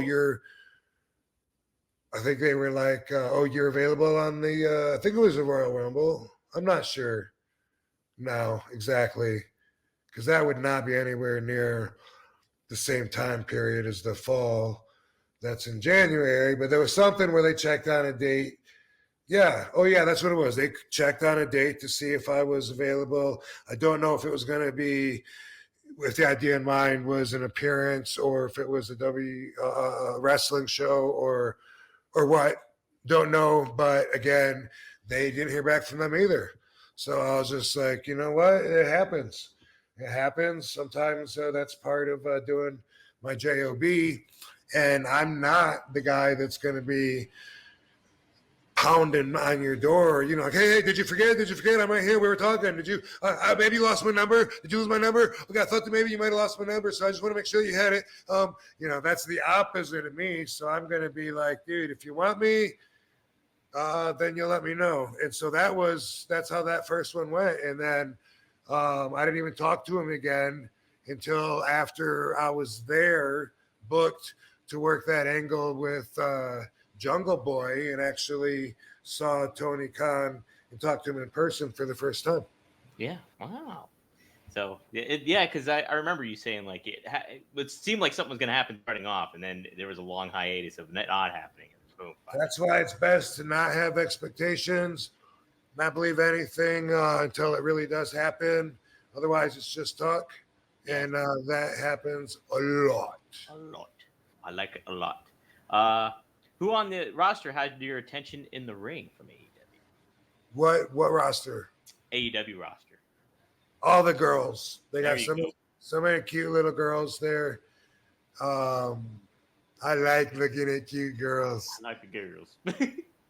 Yeah, and they're nice. Everyone's like, so, you know, not just the girls, but they're sweethearts, and the dude's very respectful and cool. Who's got my eye? You know, I would really like to work with one of my peers that I've worked with before. Hmm. You know, I mean, when you put me up against a young new guy, they get a rub. It's a good chance for them. You know, I can still roll with them. That's cool. But if we had, say, RVD versus Edge, RVD versus Christian, RVD versus Jericho, I've had some outstanding matches with all of those guys. And I have no doubt that if we were to get in the ring again, it would be fucking outstanding. And they wouldn't be one of the new young guys that doesn't quite follow the same rule book that I do. They change a few things, do a few things that wouldn't be acceptable before. You know, they've adapted. Maybe they're going to want me to do a couple of moves that I think are stupid or don't make sense. I'm going to have to talk them out of it. This here is going to be like boom. Let's see what the experience that these guys have in their minds combined with the physical condition of RVD, that fucking specimen. And the other guys are still in working condition too. So I would really be stoked to have a chance to do something like that. 20 minutes, you know, something, 15 at least, a long match with somebody from closer to my generation that I can be myself and can be the acrobatic one moving around them just like I always was. But we can fucking tell a great story that everyone understands. And man, I'll tell you what, I think that people would be blown away by the results of that. I really do. You know what? Like Christian was just in the main event match against Swerve at the pay-per-view they had last time, Double or Nothing. And so, and he's really been on his game as a great heel from a character standpoint, but he can still go in the ring too. So you guys, yeah. I've always loved working with Christian. We've had some great matches. Swerve, the match with Swerve is the best match I believe that I've had so far in AEW. That's because of Swerve and his style and it being hardcore, which automatically that's my element. Everybody knows that. So there was that. But nonetheless, I'm never warmed up. You know what I mean? Like every time I wrestle, that match is my warm-up match. Right. So everyone that's like, well, he's a little bit slower. Dude, if I was able to work Swerve like fucking 4 weeks in a row or something, forget about it. You ain't gonna be saying RVD's slower. Be fucking warmed up. And by the way, with these guys, it'd be great to work a program with Christian and or Edge and or Jericho. Let me throw the Hardy Boys in there as well. Fucking A, me and Jeff could fucking crush it. That'd be so awesome. Doesn't mean we'd have to pull off every single spot that we did before. And I know, you know, that Jeff has shown a couple slippages that I've seen with him doing some of his high risk shit wouldn't even be a fucking problem. Right. And, to what you're saying, too, how often is he warmed up? Because, like, they didn't use him too often in AEW. Like, he would show up and have a match here and there. But, like, to what you're saying, it's like, okay, you're just thrown right in the mix at this. But you have a match this week. You maybe not have a match next week. And so, but now, there might be even a better chance that you could do it. Because I think Matt and Jeff now are in TNA. Jeff's a free agent now. He just showed up this past weekend at TNA. So, who knows? So how's that a better chance that I'll work with them? Oh, I don't know. I think just TNA is really putting them on a bigger platform. They kind of fell into the back of it all. They weren't a prominent figure in AEW for a while. Like, they were kind of on television and stuff like that. It seems like TNA is going to use them more. So I don't know if that might open up the thing for it or what. And Jeff and Matt are both there? They're both there. Yep. Oh, Jeff, okay. Jeff just returned on Sunday or Saturday, whatever the pay-per-view was. Oh shit. Okay. So, only a couple more super chats here. This is Voodoo Vic. He just thanks for the $2. He's a regular here. He says, "Bring Mustafa back sometime. I love that episode." Yeah, it was a great one. Cool. Yeah, definitely, man. Always loved Mustafa's vibe. Yeah, he was a good dude. That's the first time I ever interacted with him too, and he was very easy to talk to. So. Always got along with him, and he was always like mellow and non-dramatic, just like me. Very, very mellow and nowhere near, his partner will be like starting fights, with the crowd, yelling at people, screaming all the time, all amped up. Mustafa, so non-dramatic. He just wanted to chill and smoke, but he was also somebody that I always felt like if I had to have somebody watching my back, I always felt like Mustafa would be the fucking man that I'd want, right behind me if I did have to, like, fucking had to throw down, fight, throw down. Mm-hmm. Hey guys, last week we talked about fighting, legit fighting. Rob, that was part of RVD's RVDology. So go back and tune it. I actually clipped that up for YouTube. It's on RVDTV.com, so check it out now. It's a good cool one. Talking about it's cool to be ready and be prepared and feel good about how your chances would be in something, but that's not the same thing as like looking for it, manifesting, bad shit to happen. You're right. I've been there so many times, drunk. Let me just say this on that, because I love sharing these little stories. Because I got so many. I've been around for like 800 years. And I will never be able to tell all my stories between a weekly podcast, several books, other people's shit. Anyway, I was just thinking about, since we're talking about last week and people remember, that's what it was about.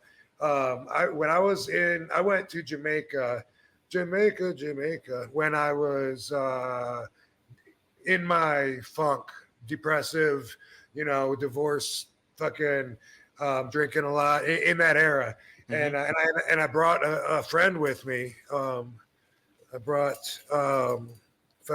Steve, my friend, with me because I just had no one to go with me. And so anyway, we're at the beach, and everyone's trying to sell you their weed and tell you that it's fucking chronic and it's the best when it's really bad weed. But anyway, everybody kept telling me, don't go down past that last hotel there because it's really rough and you'll get mugged. And everybody said that, on the walk, because I was walking towards there, just walking, everyone, hey, where you going? And after a while, man, it just got me thinking, like, what the fuck? What is going to be down there? They got it built up so big that I'm thinking, I might be down for getting mugged tonight. What do I got to lose? Nobody loves me anyway. And so me and Steve he was like, all right, dude, and I was like, let's just go down there and check it out. A couple more people tell us that, and we just keep walking. And then we get to that last hotel that we're not supposed to pass. And I try to walk right past it down this dark sidewalk along the beach where it's not lit up to find out how I'm going to get mugged and shit. I was like, feeling myself, like, hey, I'll fucking karate their asses. Security guy comes out and stops us and says, do not go past this point. And I'm like, we're just walking on the beach, man. And he said, no, don't go down there. I'm 100% positive you will get robbed. And I was like, 100%. Yes, 100% positive. Don't go down there. They will rob you. And I'm like, but what if no, don't go down there. Go this way.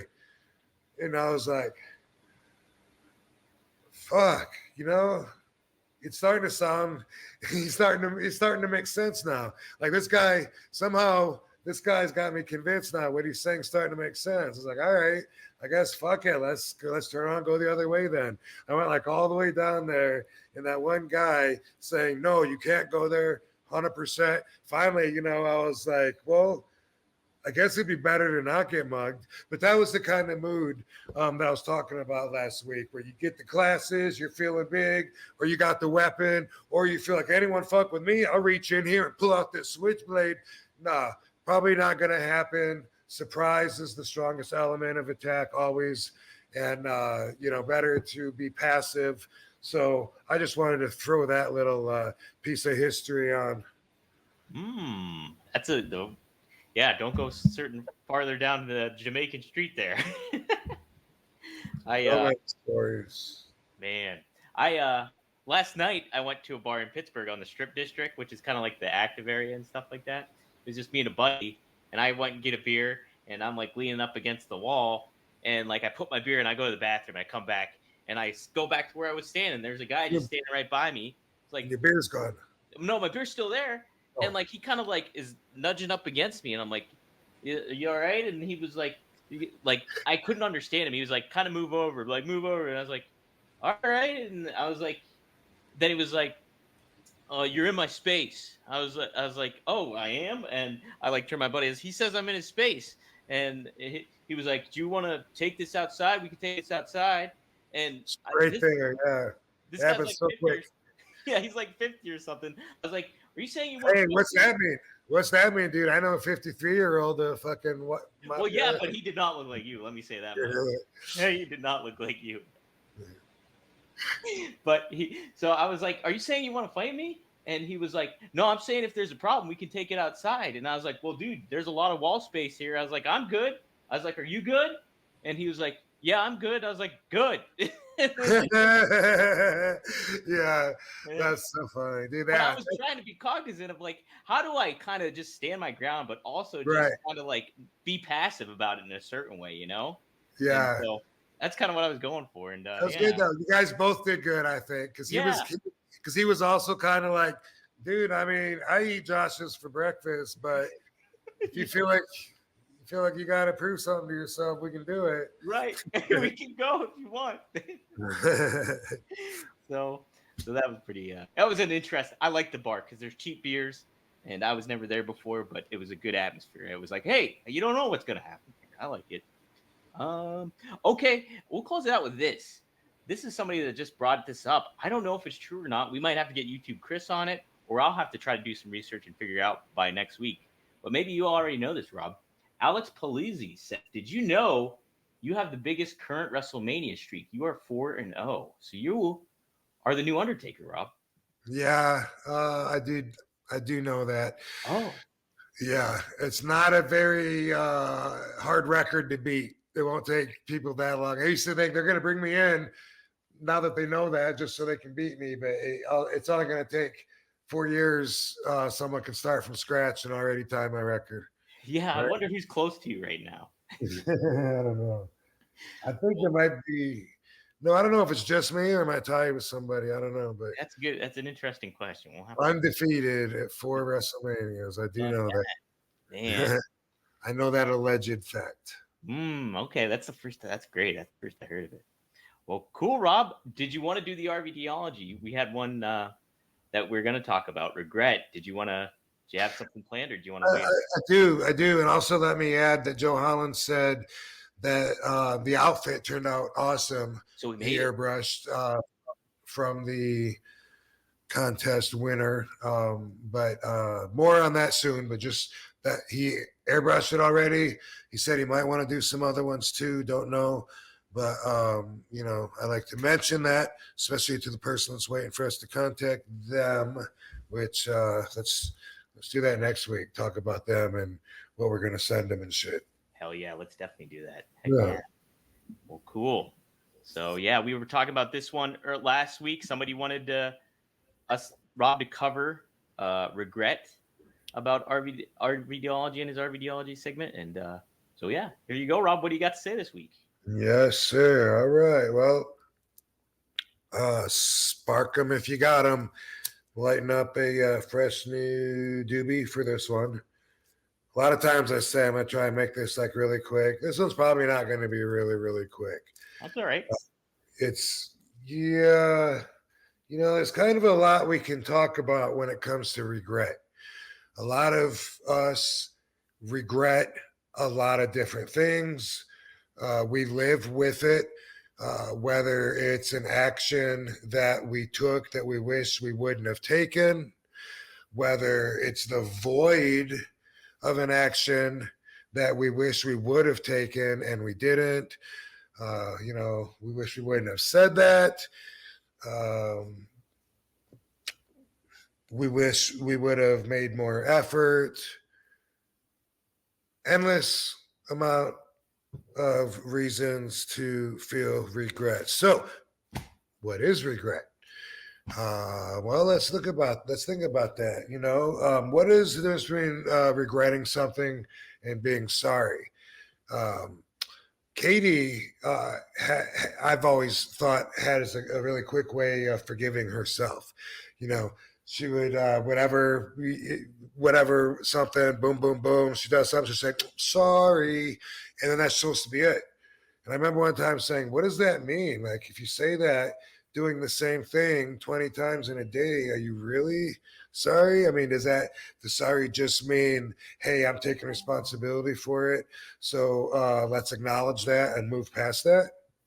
Because not everyone's going to be able to do that. Or does sorry mean like I really deeply regret that I did that or that I said that and wish, you know, I could go back in time and fucking not do it? Because that's a total different feeling than let's move past it. Sorry. When you think about it that way, regret has to be a little stronger than sorry. You know, if you regret something, I think that means that you wish that this thing, this action didn't exist in your head, that this wouldn't have taken place, or like I said, or this void wouldn't have taken place if it was a non-action. So a lot of times it has to do with forgiving yourself, which I am not good at. I'm not good at forgiving myself. I think a lot of it comes from just being a perfectionist, wanting to improve so much that I hate my flaws. It drives me crazy. And it could be something stupid.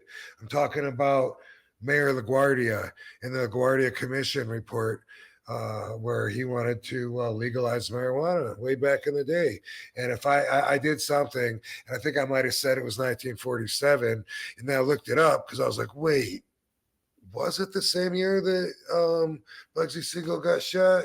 And then I look it up, and then it's really 44. And then I'm like, ooh, and I hate myself, and I can't forgive myself, and I beat myself up over it because I said that on someone's podcast or whatever. And now I'm like somebody that thinks they're a fucking smart, but they're really a dumbass. And now I think that I come across, at least to myself, as being pompous, you know, out there like a know-it-all, spitting out shut when I should keep my fucking mouth shut because I obviously don't know what the fuck I'm talking about. That's how I am on myself. And sometimes it's bigger things, you know. Sometimes it's bigger. I one time got pulled over for speeding, and I had some marijuana in the car, and that set the course of the rest of my fucking career. That cost me the ECW championship, the WWE championship, tens of thousands of dollars. fines, and forever I would be associated with marijuana, which for a lot of people, they automatically then think that you're a stupid hippie with the munchies, and they can discredit anything you say. Do I regret having the weed? No. I regret speeding. I was so careless back then. I didn't pay attention how fast I was going back then. I never did. I could look down and be like, oh shit, I'm going 95 miles an hour in a 60. I better slow down. I was completely careless. And I was careless with the weed. I remember letting the weed, it was a little moist, letting it dry on the dash in the sun. And I wasn't even driving. It was Nick Patrick. He was like, Rob, can you put that somewhere else maybe? I was like, no, dude, that's the perfect spot right there. The sun needs to hit it, needs to drop a little bit so we can break it up better. Again, careless, and also, again, selfish. Like I was saying before, not thinking about others in that way. That's the way that I used to be. I regret speeding. You know what? If I was more careful and was speeding, you know what? I regret not just spraying the car with Ozium. We had it right there. As I'm pulling over, I thought he's going to see me if I spray or whatever. And I'm like, Sabu, I'm like, spray that Ozium. And so he's like trying to do it without, looking, because they're watching us through the back window. Goes, shh, shh. And that's all he did.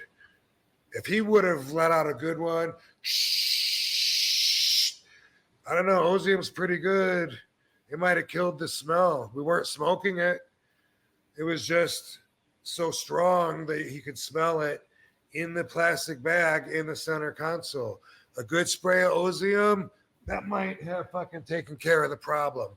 But we didn't think, then that's going to seem suspicious, right? So what? Well, we could have said, hey, Sabu farted, so I sprayed it. We weren't prepared. We were careless. That's what happened, Would I go back in time and change it? Fuck no, because then what about the rest of my life? Go back in time. That girl that I was talking about earlier, the Dennis Midian used to see before RVD came to Tampa. He was seeing this girl. And I think I knew that, or I knew they went out once or something. I don't know, but she's throwing it my way. I'm there to receive. I'm very young, very much a stupid, young,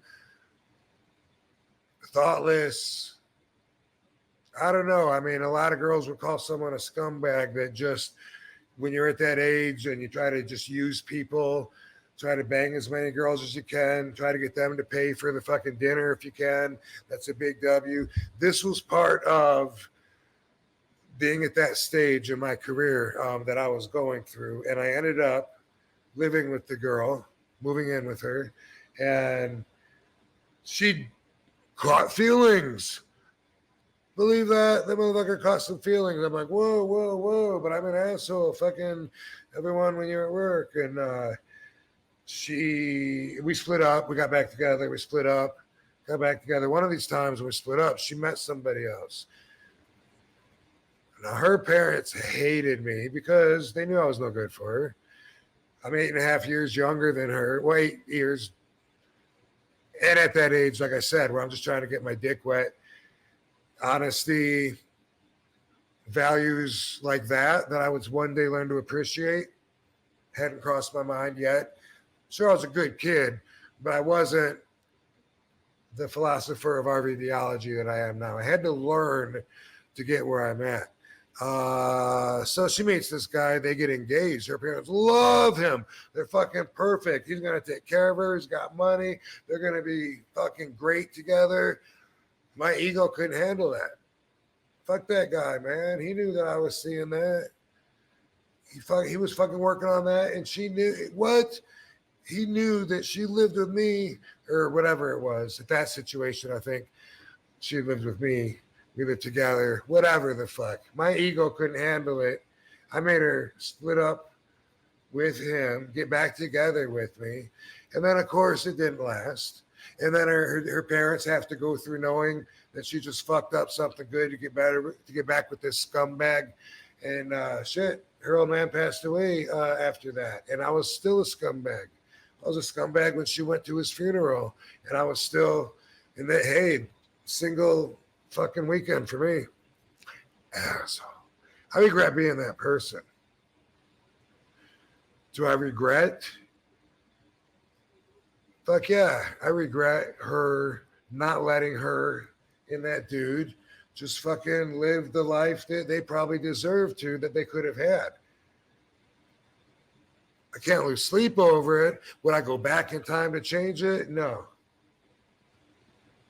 I learned from it. I hate that version of me. I recognize that version of me in so many of my peers, especially in young men that are in their early 20s. Like I said, it was part of the stage of my career that I was at. Some people are still going through that. And, you know, your values change with experience and your perspective changes. It has to if you grow. But, you know, I look back and that's something like, yeah, I regret fucking not just letting her and that dude and their families be happy together. But my ego wanted justice. Fuck that. Right? My evil ex.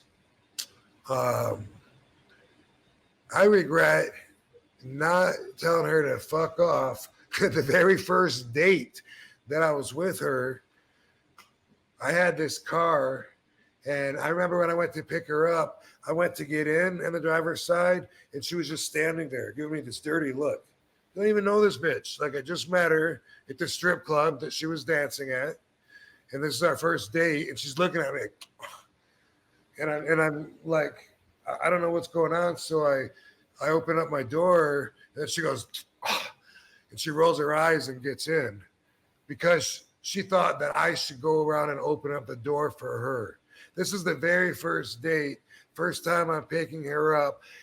Why didn't I pay attention to all the warning signs and dump that bitch right then? Instead, I married her. Even though there was so much drama always, she never trusted me always. She fucking cheated on me always. Fucking lived by her own rules. And let me tell you something. I've gotten screwed over a lot, you know, lost money, comic book store, fucking even making comics got screwed over by people, got screwed over by Tony Vela, my assistant. Fuck you, Tony Vela. Got screwed over by Justin and Jesse by paying themselves and lying to me about it the whole time we did the RVD CBD. And those motherfuckers, I had them at my wedding. Wow. Do I regret having them there? I mean, prospectively, yeah, I wish that wouldn't have happened, but I don't regret making the decision that I did, because when I'm committed all the way until I'm not committed anymore. So that means I respect my own name, my own self that much. If you got RVD on your team, well, I think that should come with certain perks until I'm not there anymore. If I suspect you're fucking me or you're not paying me quite enough or whatever, I'm not going to Tony Vela it and start stealing from you. No, for me, it's like, if you got me, boom, you got a fucking hard worker. You got someone that's going to give it all you got. Someone books me to wrestle, boom, fuck yeah, I'm gonna fucking give it everything. I'm gonna fucking, no problem, I'll do a shout out, a video for you. Fuck yeah, of course I'll tweet it. And you know what, I'll even like your posters on the future shows. I'm not there anymore because you brought me in as part of your team. I think that this should come with the package. And for me, that's why I don't regret that when I was with certain relationships, I still gave it my all, even though I was getting fucked in the ass, blindsided, and having people shred everything that I was earning. And let me tell you something. If you haven't been divorced, there's no deal unless you're getting physically paralyzed there's no fucking over worse than a divorce, because these motherfuckers, after making the commitment to for the big lifelong plan, they spend all of your money and then charge you a tax for doing it. And then that tax is your future money that you got to pay them because they spent all of your money. And then with mine, although the fucked up law entitled her to so much, that wasn't enough. So she had to throw in a bunch of lies and make her side of the story an attack as well. So even if I thought we were going to amicably fucking go our separate ways, she thought otherwise. And so on the papers, I'm a drug addict, I'm a porn addict, et cetera, et cetera. It's been a long time since I've looked at the papers, but I think you get it. That's why she's my evil ex and always will be. Fuck the evil that you could do to somebody like that. After you spend all the money that they make, then you split everything with them and then get them to pay you on top of that for your future off of shit that they didn't even fucking make. It's a pretty fucked up situation. Do I regret it? Do I regret being married to her? Well, prospectively, like I said, I regret ever fucking letting her in my car. But overall, in the big picture, I wouldn't go back in time and change it. You know why? Because if I hadn't been with her, I wouldn't have the tools that I have today. I wouldn't know how to treat Katie and how to make a relationship actually work. I wouldn't know that without all the experience that I had before. And so when you have a hard time with regret, you have to know, man, things worked out the way they were supposed to. And even though that may seem a little bit cliche, possibly, depending on if you've heard this many times before or not, things happen for a reason. They fucking do. They fucking do. And if I hadn't gone through all the pain, even though it cost me everything, I basically set my life on fire and started over. I'm doing fucking fantastic. And this time around, I'm paying attention to what I love about life, what brings the quality of life up more. Not worried so much about compromising by doing things I don't want to do and giving more and more and trying to make shit work that ain't going to work, like putting a fucking square peg into a fucking round hole. It just ain't going to work if you got the wrong combination. So if you're dealing with regret and you want to know how you can deal with it, you have to really, I think, get with the plan of you wouldn't be where you're at right now. And you could be somewhere really much worse off. Sometimes you can see where you need to be. I know now that by staying completely committed and faithful to some nasty bitch that hated me when she totally wasn't ever to me, that proved to me that I have that inside of me. And if I respect myself enough and respect those values and want to fit those values of being honest, genuine, faithful, all that shit, I knew it'd be easy to fucking offer this upgraded package to Katie when I met her. I remember when Phelan and Augusta was getting married, and I was so young, and I was, but how do you know that you're never going to want to be with another girl again? He's like, oh, I love her. We have that relationship. But how do you know? He's like, well, but how do you know? He finally said, well, I guess you never do know. And I was like, fuck marriage. That's it. See, you don't know. How could you get married?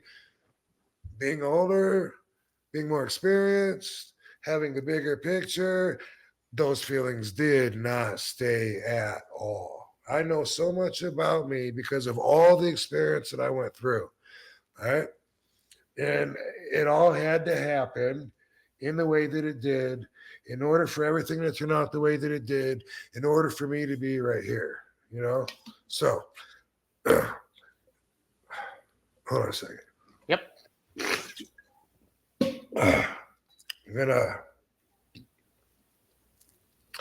see if I can bring myself to. Yeah, let's do it. It's for the RVD fam, right? So my dad's not around anymore. Today's Father's Day. All right, this one's gonna hurt.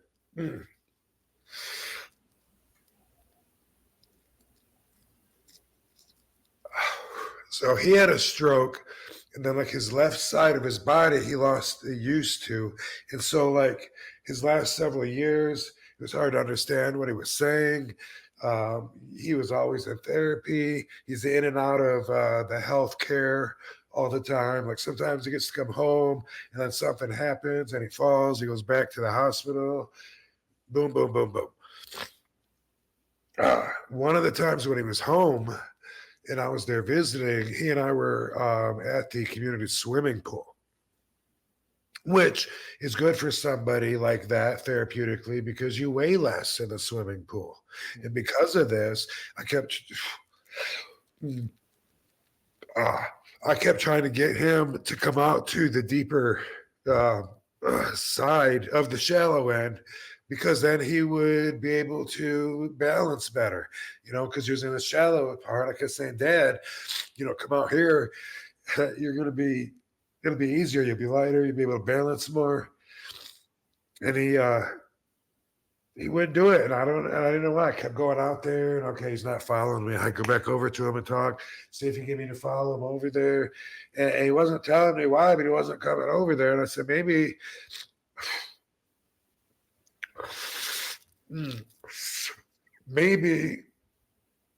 if I just go over there and stand over there where it's a little bit deeper, just 20 feet away from him, maybe he'll follow me over there, while we're hanging out.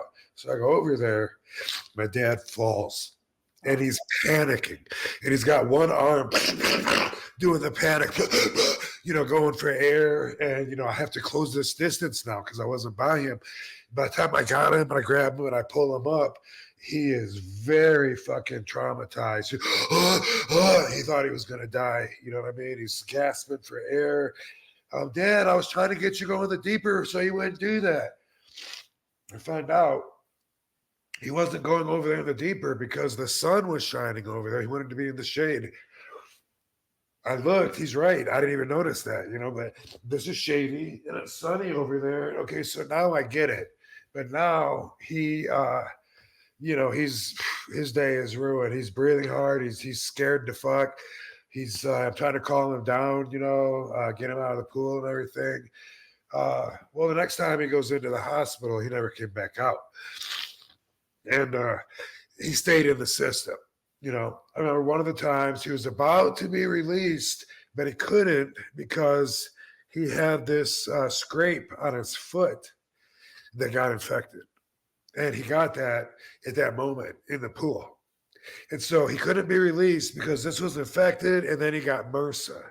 And then he had kidney disease and diabetes, all this shit going on with him. And, he didn't come back home, and he passed away in healthcare. So when I look at that, just that whole moment, which I probably never talked to anybody before about, but, I like being honest and genuine. Happy Father's Day, Dad.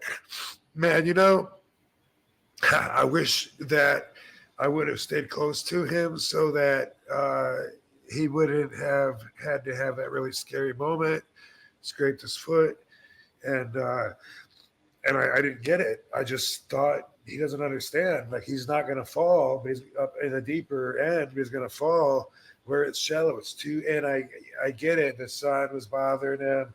And anyway, I kind of regret that, making that choice to. And here's the thing. I think, and by the way, when he left, that during that day anyway, he said to me before this happened, while we were in the pool, he let me know he was ready to go. He's like, I wonder if it's worth it anymore. Dad, what do you mean? We love you. We need you. Him telling me that is what made it easier to deal with when he did pass. And he was not enjoying life when he passed. He was having a hard time breathing. all kinds of shit. So it made it a lot easier to know that he was going, just that he had his life, he was fulfilled, and he was ready to go. Man, without that, when it's something different, like getting my 4-year-old dog put to sleep so she can get her teeth cleaned and then she just doesn't wake up, something like that, it was so unexpected and surprising and painful. And then something else where it's like, I get it. In some ways, I get where, he's ready. Totally different circumstances. And what I think is that people can look and say, well, Rob, don't blame yourself. It's a lot easier to do that talking about somebody else than it is yourself. So keep that in mind. If you're having a hard time forgiving yourself, think about what you might tell you if you weren't you and you were someone just listening to the story like y'all are right now of me telling my story. Forgive yourself the way that you think I should forgive myself. Yeah, that was rough. Thanks for sharing that, Rob. Man, Yeah. that is tough. Oof. Yeah, man. No, and that's what the person asked last week was about losing somebody early and like not doing what they wanted or getting their moments with that person. I think it was, and so yeah. Oh man, Rob, thank you for sharing, man. It's tough stuff. I tell a lot of my peers this when it comes to losing their parents. Man, you got to be thankful that it happened in the right order, because so many of my friends have made their parents fucking put them in the ground. And it's not supposed to go in that order. I always feel so bad for the parents having to do that to their children, bury them. It's not supposed to happen that way. I resent some of the actions that could have been avoidable when my friends are doing this. And so I find some gratification in that, in allowing the natural order to happen the way that it does. Mm-hmm. Yeah. And, I'm sure you've heard it several ways too. And you're just, thinking for your dad's best efforts in that situation too. And, it's tough. Like anything that comes up, and you're like, oh, this could have been different or that could have been different. It's just like, it could have, but that's just the way things happen for a reason. It never will be different. Yeah. Mm-hmm. Hey, what's the expression? God give me strength to have courage to change that which I can, and the wisdom to know when I can't. I think I left something out. Wisdom to know the difference. Give me the strength to make changes. Give me the strength to make changes, the courage to realize when I can, and the wisdom to know when I can't. I don't know. Whatever it is, you get it, right? I mean, you can't change it. You can't change it no matter how much you try to go back in time. So that is really not that healthy and productive of a thing to do, is to try to manifest the past to be different. So, if you can't find the W in today that was apparent because of the past, then just have faith that it's there whether you see it or not. Maybe you'll see it. Maybe you're living it.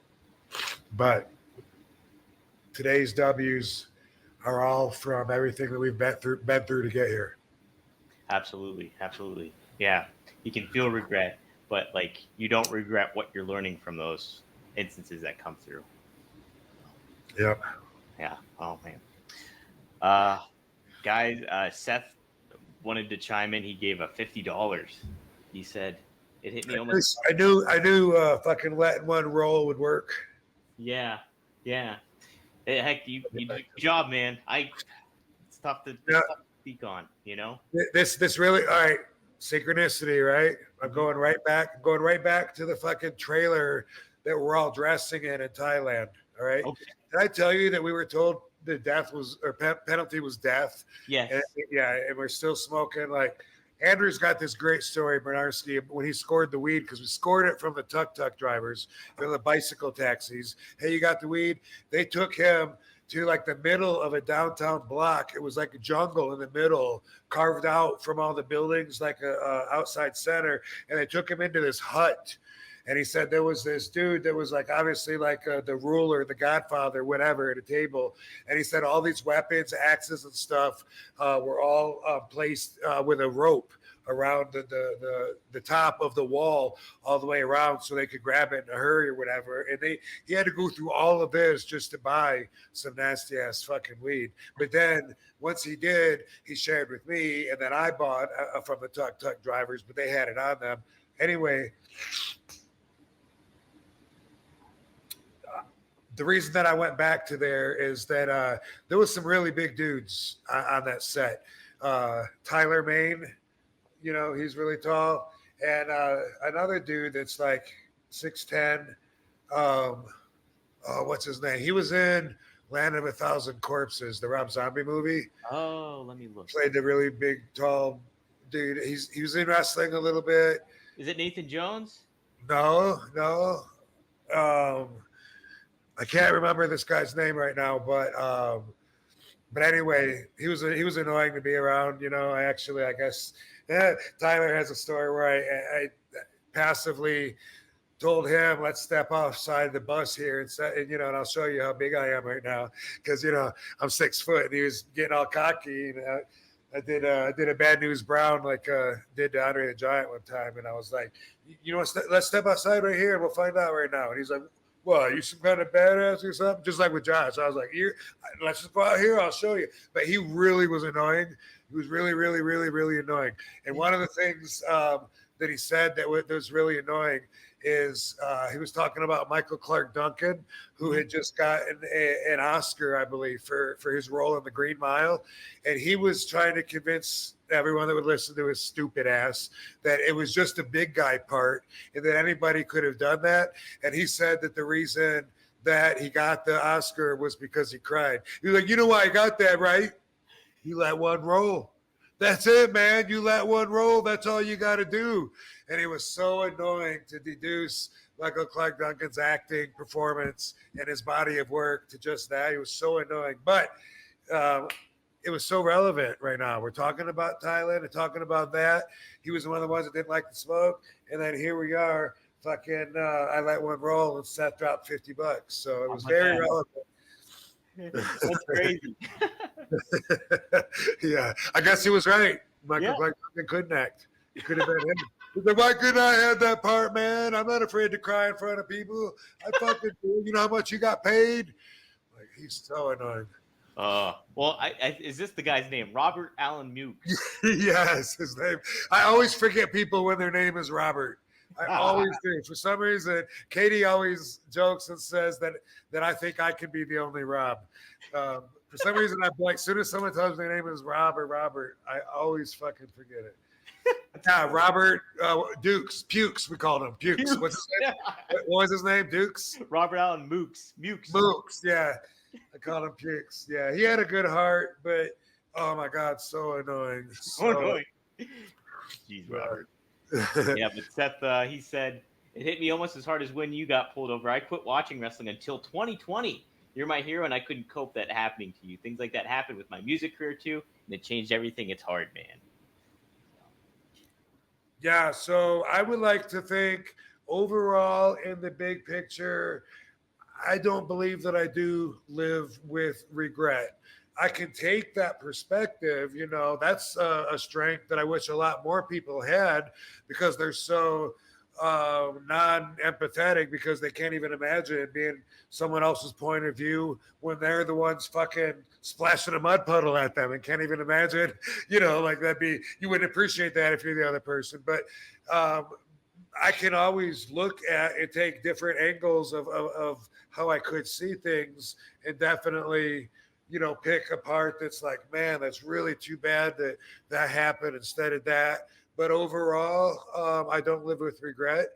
It comes from making the right decision the first time, a lot of experience. You fuck up a lot, And then eventually you learn when you're making these choices, you want to make the right choice so that you don't regret it. Take care of yourself by doing that ahead of time, by getting your RVDology, by using common sense, by learning what you can, doing whatever you can to help you make that right choice. And that totally 100% is the intention behind me doing these every week, is to use my experience, my values, and the things that I use to help me make the right decisions and share them with you. Yeah. And damn, it's good job. And it's like, it's very beneficial. Gem the Dawn says, thanks for the $5. He says, missing my pops too. It's been 3 years. Thanks, RVD, for being here for me for the last year. Plus, I have no idea how much it helps to have your wise words on. So awesome stuff. Thank you.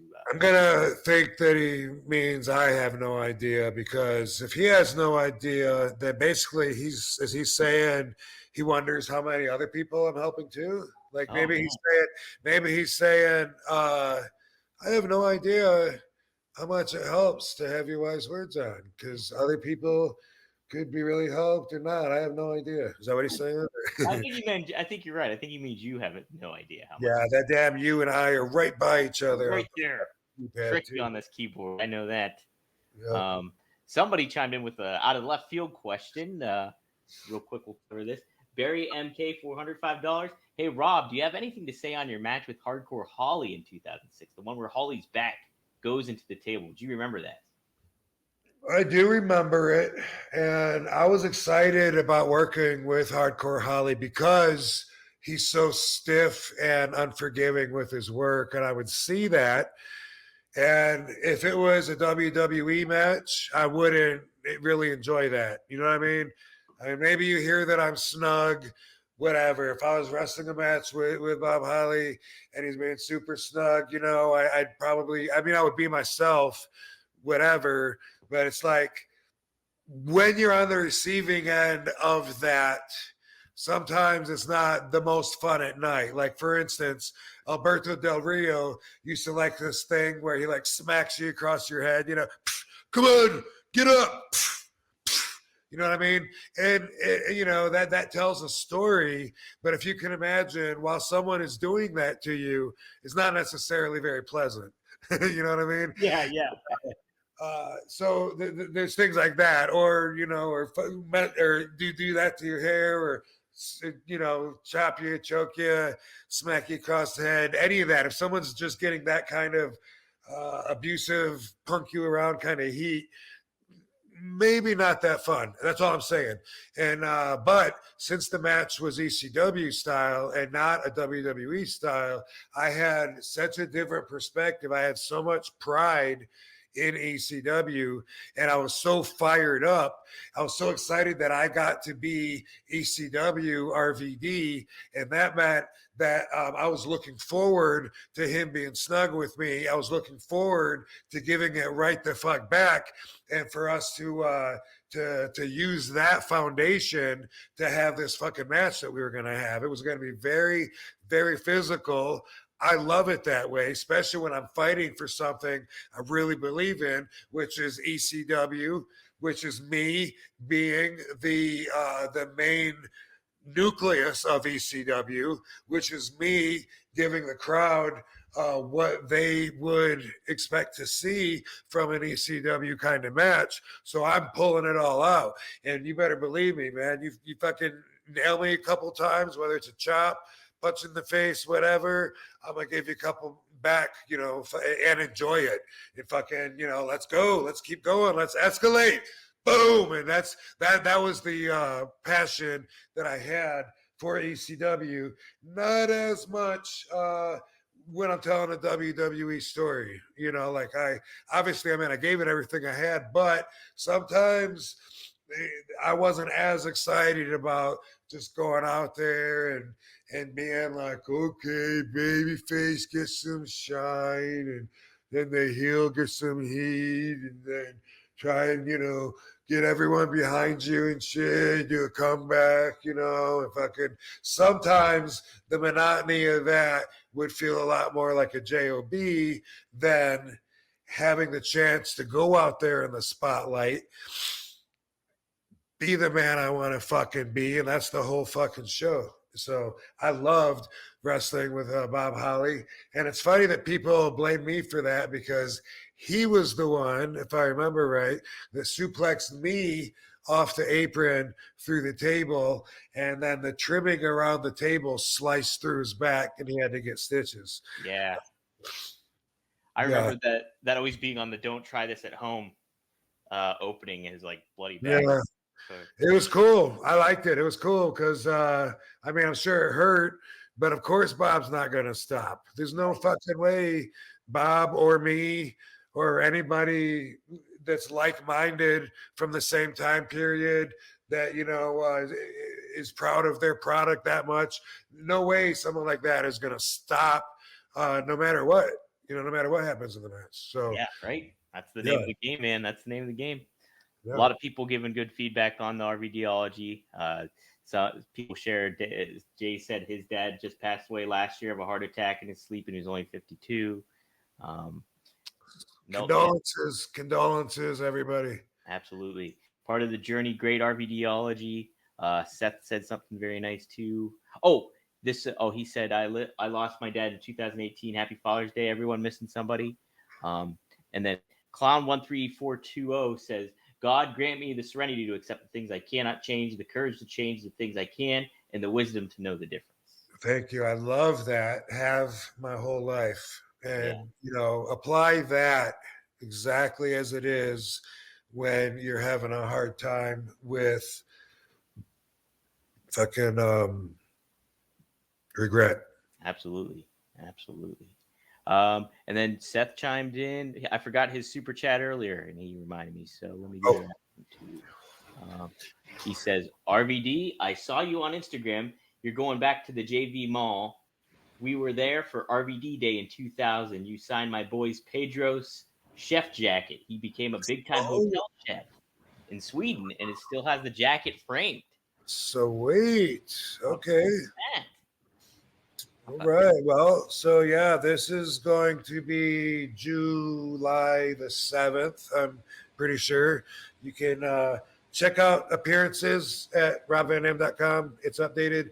But June 6th is, if I have the dates right, which I'm 95% I am, June 6th is Montreal Comic Con. But then on the 7th, I'm going to be in Westchester Theater. Not Westchester Theater, Westchester, New York. But I'm going to drive by and check out the Westchester Theater, which was put together with and owned by Mob Money. Lots of history there. So hopefully, I don't even know if it's still there, really. I guess I'll look that up before July 7th. Yep, I'm taking a look right now. July 6th, Montreal, Canada. Yep, July 7th, Yorktown Heights, New York. You're going to cool. And this weekend, I will be in Jackson, Mississippi. Oh, yeah. Oh, and guess what else, guys, is that A&E biography with RVD coming up, too. Yeah, so check this out.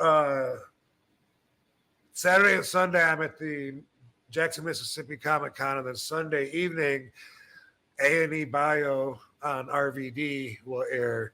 And so I'm thinking about maybe tweeting or something like, who's in Jackson, Mississippi that knows of a good place, you know, we can have like maybe a viewing party or something.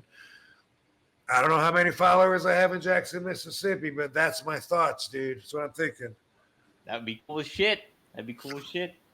Yeah, we'll have to. I'm excited to check like that to see one out. it. I would like to watch it. Yeah, absolutely. But yeah, I think we covered everything. Oh, Fresh Turner just gave us $1, so thanks, Fresh Dave, for chiming in. I know he's been busy in the chat too, so we appreciate everybody in here. And man, this was a good show.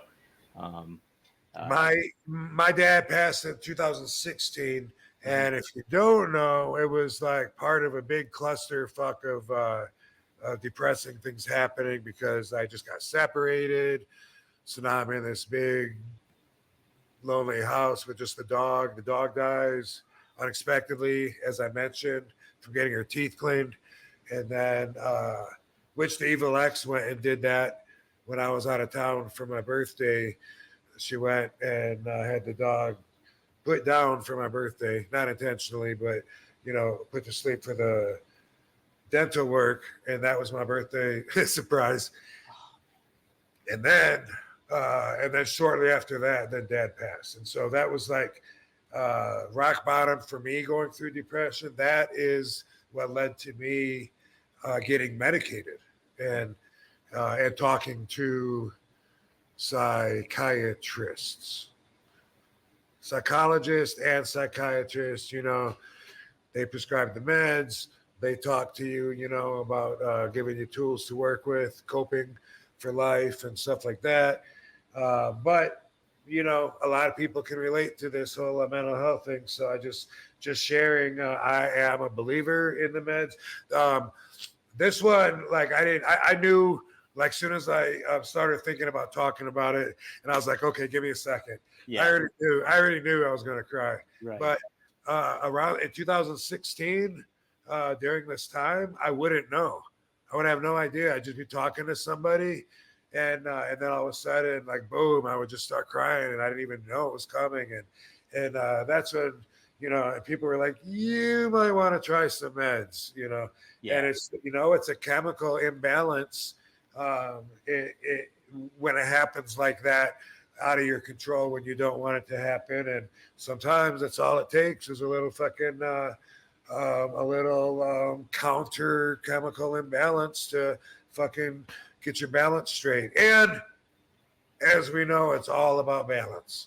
It is all about balance. Balance, everything, moderation, plus making sure your whole life is in order when it comes to everything, doing eating right, sleeping okay, socializing, getting sunlight, doing all that kind of stuff. Exercise, it's all important. And then somebody else just chimed in with another super chat. The Dark Knight returns. Thanks for the $5. Hey, RVD, on July 3rd, I'll be 7 months alcohol free.